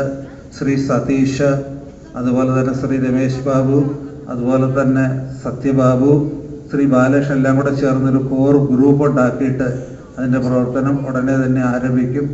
അപ്പോൾ അതൊരു സന്ദേശമാണ് എൻ്റെ മകന്. ഞാൻ ഓസ്ട്രേലിയയിലേക്കില്ല, കൊല്ലം നിവാസിയായിട്ട് തന്നെ ജീവിക്കാനും മരിക്കാനും തീരുമാനിച്ചു എന്നുള്ളതാണ്. അങ്ങനെ എന്നെ തട്ടിക്കൊണ്ടുപോയി ഓസ്ട്രേലിയക്കാരനാക്കാനുള്ള വ്യാമോഹം വേണ്ട എന്നുള്ളൊരു സന്ദേശം കൂടിയാണ് ഞാനിവിടെ നൽകുന്നത്. എന്നിരുന്നാലും അങ്ങനെ കൈകടിച്ച് വേണ്ട കാര്യം, മകൻ വിളിച്ചു കഴിഞ്ഞാൽ, എനിക്ക് മകളായിട്ടുള്ള രശ്മി വിളിച്ചു കഴിഞ്ഞാൽ പോകാതിരിക്കാനും പറ്റത്തില്ല. അപ്പോൾ ഈ തൃശങ്കു സ്വർഗം മാതിരി കുറച്ച് സമയം ഓസ്ട്രേലിയയിൽ പോയി നിന്ന്, കുറച്ച് സമയം കൊല്ലത്തും കേരളത്തിലും ഒക്കെ നിന്ന് ഇനിയുള്ള ശിഷ്ടകാലം മുന്നോട്ട് പോകാവുന്നതാണ്. പിന്നെ ഒരു കാര്യം എന്ന് പറഞ്ഞാൽ, പണ്ട് ശ്രീ രാജീവ് ഇവിടെ ഉണ്ടായിരുന്ന സമയത്ത് ബിസിനസ്സിൽ ഞങ്ങൾ അനേകം മേഖലകളിൽ പ്രവർത്തിച്ചു കൊണ്ടിരുന്നു. ഇന്ന് അദ്ദേഹം ഏതാണ്ട് എറണാകുളത്ത് തന്നെയാണ്. അതുകൊണ്ട് തന്നെ നിരന്തരമായിട്ട് ബന്ധപ്പെടാനും ബിസിനസ്സിൻ്റെ കാര്യത്തിൽ മുന്നോട്ട് പോകാനും ഒക്കെ ഉള്ള കുറച്ച് വൈഷമ്യങ്ങൾ ഉണ്ടായിട്ടുണ്ട്. അപ്പോൾ അദ്ദേഹം കൊല്ലത്ത് വീണ്ടും ബിസിനസ്സിൽ സജീവമാകുമ്പോൾ തീർച്ചയായിട്ടും ഞാനും അതിൻ്റെ ഭാഗമായിട്ട് സജീവമാകേണ്ടതായിട്ട് വരും. കാരണം ആ നല്ലൊരു സൗഹൃദമുണ്ട്. പണ്ട് ഫാദർ റൊമാൻസ് എന്നോട് ചോദിച്ചൊരു കാര്യമുണ്ട്. ക്രിസ്ത്യാനിയായ രാജീവ് പാളും RSSകാരനെ ഞാനും തമ്മിൽ എങ്ങനെയാണ് ഇങ്ങനെ ഇഴുകി ചേർന്നതെന്ന്. അത് മണ്ണാശ്ശേരിക്ക് അറിയാൻ കഴിയും. ഈ ബ്രാൻഡിയും വെള്ളവും മാതിരിയാന്ന് മണ്ണാശ്ശേരി പറയും. അതുപോലെ ഇഴുകി ചേർന്ന വ്യക്തിത്വങ്ങളാണ് ഞാനും രാജീവും ഒക്കെ. ഒരുമിച്ച് ബിസിനസ് ഒരുപാട് ചെയ്തിട്ടുണ്ട്. ഇനിയും അദ്ദേഹം ബിസിനസ് മേഖലയിൽ കൂടുതൽ പ്രവർത്തിക്കട്ടെ, കൂടുതൽ ആൾക്കാർക്ക് ജോലി നൽകട്ടെ. ഏതാണ്ട് 100 പേർക്ക് കൊല്ലത്തന്നെ നേരത്തെ ജോലി നൽകിയിട്ടുണ്ടായിരുന്നു. ആ മേഖലയിൽ സജീവമായിട്ട് അദ്ദേഹത്തെ എറണാകുളത്ത് നിന്ന് കൊല്ലത്തേക്ക് പറിച്ചു നട്ടു കഴിഞ്ഞാൽ ഇവിടെയുള്ള അനേകം ആൾക്കാർക്ക് ജോലി കിട്ടും. ലങ്കാര എന്ന് പറയുന്ന സ്ഥാപനത്തെക്കുറിച്ച് ഞങ്ങൾ ആലോചിച്ചിട്ടുണ്ടായിരുന്നു. അങ്ങനെ പല കാര്യങ്ങളും ആലോചിച്ച കൂട്ടത്തിൽ പിന്നെ വീണ്ടും അദ്ദേഹം എറണാകുളത്തേക്ക് പോയി കഴിഞ്ഞപ്പോൾ അദ്ദേഹത്തിന് താല്പര്യം നഷ്ടപ്പെട്ടു കൊല്ലം എന്നുള്ളതാണ് എനിക്ക് തോന്നിയിട്ടുള്ളത്. പക്ഷെ പറയത്തില്ലേ, കൊല്ലമാണ് രാജീവിൻ്റെ ഐശ്വര്യം. അത് ആ കൊല്ലമാണ് ഐശ്വര്യം എന്ന് ചിന്തിച്ചു കഴിഞ്ഞാൽ തീർച്ചയായിട്ടും കൊല്ലം നിവാസികൾക്ക് ഗുണമുണ്ടാകും. അതുപോലെ ഞങ്ങളെപ്പോലുള്ളവർക്കൊക്കെ പണിയും കിട്ടും, കൂടെ ഒന്ന് ഒരുമിച്ച് പ്രവർത്തിക്കാനും. കാരണം വ്യാപാര മേഖലയിൽ ഞാൻ അദ്ദേഹത്തോട് തന്നെ നേരിട്ട് പറഞ്ഞിട്ടുണ്ട്, നിങ്ങളെൻ്റെ ഗുരുവാണെന്ന്. കാരണം എങ്ങനെയാണ് ബിസിനസ് ചെയ്യേണ്ടത്, എങ്ങനെയാണ് ലാഭം ഉണ്ടാക്കേണ്ടതെന്നൊക്കെ പല സമയങ്ങളിൽ ഞാൻ പഠിച്ചിട്ടുള്ള രാജീവിൽ നിന്നാണ്. കാര്യം ഞാനൊരു നല്ല കച്ചവടക്കാരനാണെന്നൊന്നും ഞാൻ അഭിമാനിക്കുന്നില്ല. കച്ചവടം ചെയ്തിട്ടുണ്ട്. കാരണം പരമ്പരാഗതമായിട്ട് എൻ്റെ അച്ഛനും എൻ്റെ ജ്യേഷ്ഠനും നടത്തിക്കൊണ്ടു പോകുന്ന സ്ഥാപനത്തിൽ ഭാഗമായിരുന്നു എന്നുള്ളതേ ഉള്ളൂ. ഈ സംഘപ്രവർത്തനം നടത്തുന്ന അവസരത്തിലൊക്കെയും ജ്യേഷ്ഠൻ്റെ സജീവ സാന്നിധ്യം സ്ഥാപനത്തിലുണ്ടായിരുന്നത് കൊണ്ടാണ് എനിക്ക് മറ്റു കാര്യങ്ങളൊക്കെ ചെയ്യാൻ കഴിഞ്ഞിരുന്നത്. അപ്പോൾ കുടുംബപരമായിട്ട് എൻ്റെ ജ്യേഷ്ഠൻ്റെയും എൻ്റെ ഏട്ടത്തിയമ്മയുടെയും ഒക്കെ സഹായ സഹകരണങ്ങളുണ്ടായിരുന്നു. നേരത്തെ രമേശ് ബാബു സൂചിപ്പിച്ചതുപോലെ എന്തുകൊണ്ട് എന്ന് ചോദിച്ചാൽ, കുട്ടികളുടെ ഭാവി ഓർത്താണെങ്കിൽ പോലും ആ കുട്ടികളെ നോക്കാൻ ഒരു അമ്മയുടെ സ്ഥാനത്ത് ഏട്ടത്തിയമ്മയുണ്ടായിരുന്നു. ഇന്ന് ഞാൻ 3 നേരം ആഹാരം കഴിക്കാൻ ഞാൻ പറയും വീട്ടിലെ ഊണെന്ന് പറയും. എൻ്റെ ജ്യേഷ്ഠൻ്റെ വീട്ടിൽ പോയാൽ 3 നേരം ആഹാരം സുഭിക്ഷമാണ്. ഞാൻ കൃത്യസമയത്ത് ആഹാരം കഴിക്കാൻ ചെന്നില്ലെങ്കിൽ എൻ്റെ ജ്യേഷ്ഠൻ്റെ ഫോൺ വരും, ഉടനെ തന്നെ ഞാൻ അങ്ങോട്ട് ചെല്ലും. അപ്പം അത്ര എൻ്റെ ആരോഗ്യ പരിപാലനം എന്ന് പറയുന്നത് എൻ്റെ ജ്യേഷ്ഠൻ്റെയും ഏട്ടത്തിയമ്മയുടെയും കൂടെ ഒരു സജീവമായിട്ടുള്ള ഇടപെടൽ കൂടിയാണ് എന്നുള്ളത് ഓർക്കണം.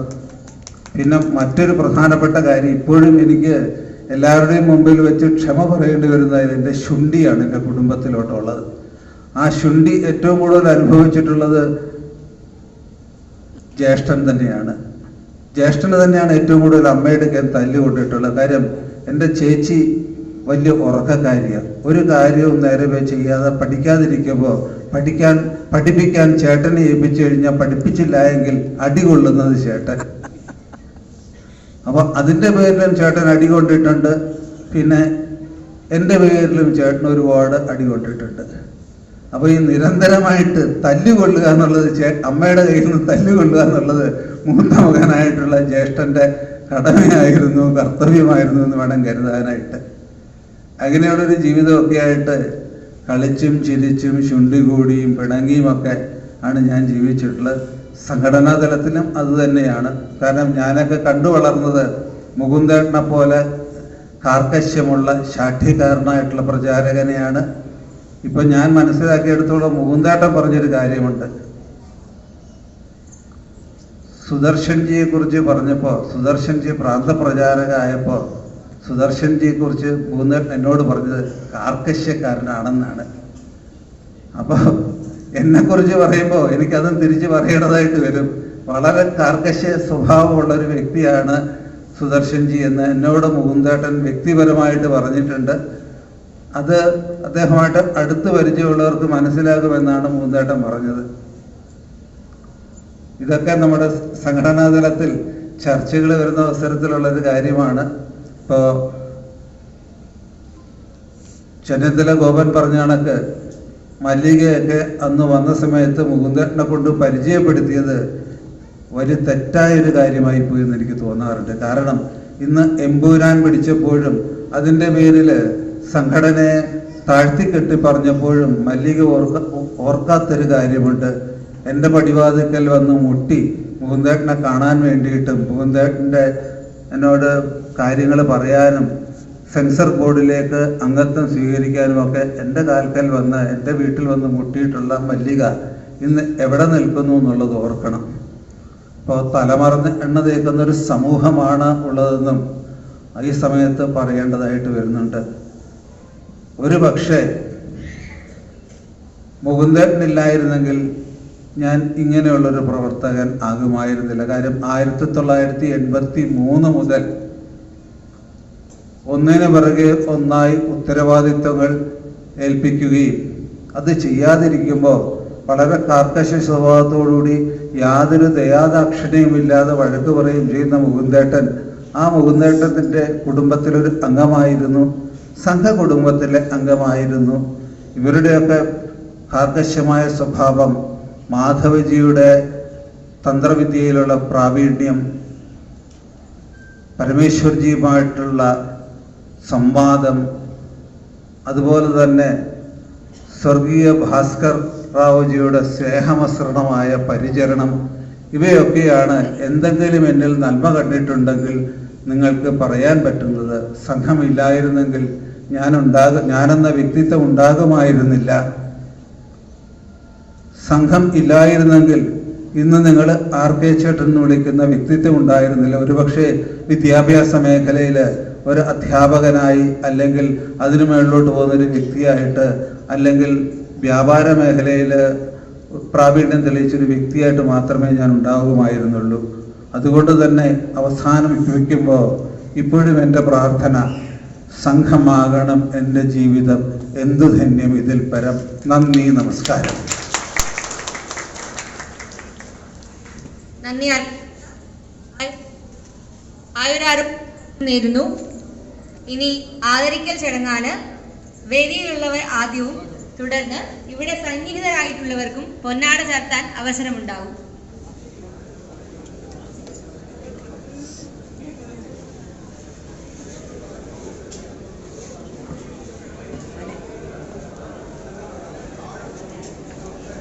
വേദിയിലുള്ളവർ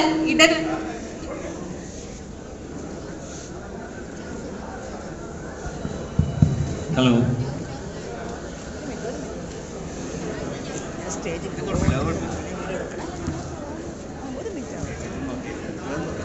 ഹലോ ഹലോ സ്റ്റേജിൽ നിൽക്കുന്നവരാദ്യം ഹാരാർപ്പണം ചെയ്തതിനു ശേഷം ധൃതി പിടിക്കാതെ ഓരോരുത്തരായിട്ട് കയറി വരണമെന്ന് അഭ്യർത്ഥിക്കുന്നു. ഹാരാർപ്പണത്തിന് ശേഷം കൃതജ്ഞതയുണ്ടാകും. അതിനുശേഷം എല്ലാവർക്കും, പങ്കെടുത്ത എല്ലാവർക്കും ഭക്ഷണം അറേഞ്ച് ചെയ്തിട്ടുണ്ട്. അതുകൂടി കഴിച്ചിട്ടേ നമ്മൾ പോകാൻ പാടുള്ളൂ.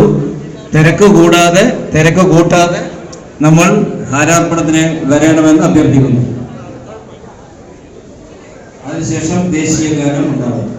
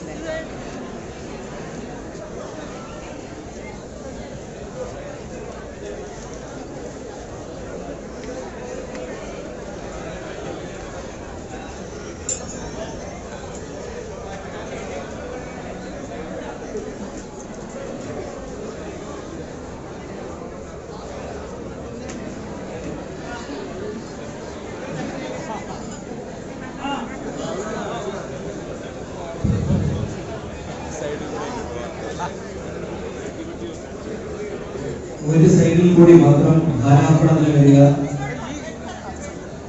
ഈ ഒരു സൈഡിൽ കൂടി മാത്രം ഹാരാർപ്പണം ചെയ്യുക. നമുക്ക് എല്ലാവർക്കും ഹാരാർപ്പണം ചെയ്ത് പോകാൻ സാധിക്കും. രണ്ട് സൈഡിൽ കൂടി വന്നാൽ ഹാരാർപ്പണത്തിന് ബുദ്ധിമുട്ടുണ്ടാകും. ഒന്ന് ശ്രദ്ധിക്കുക.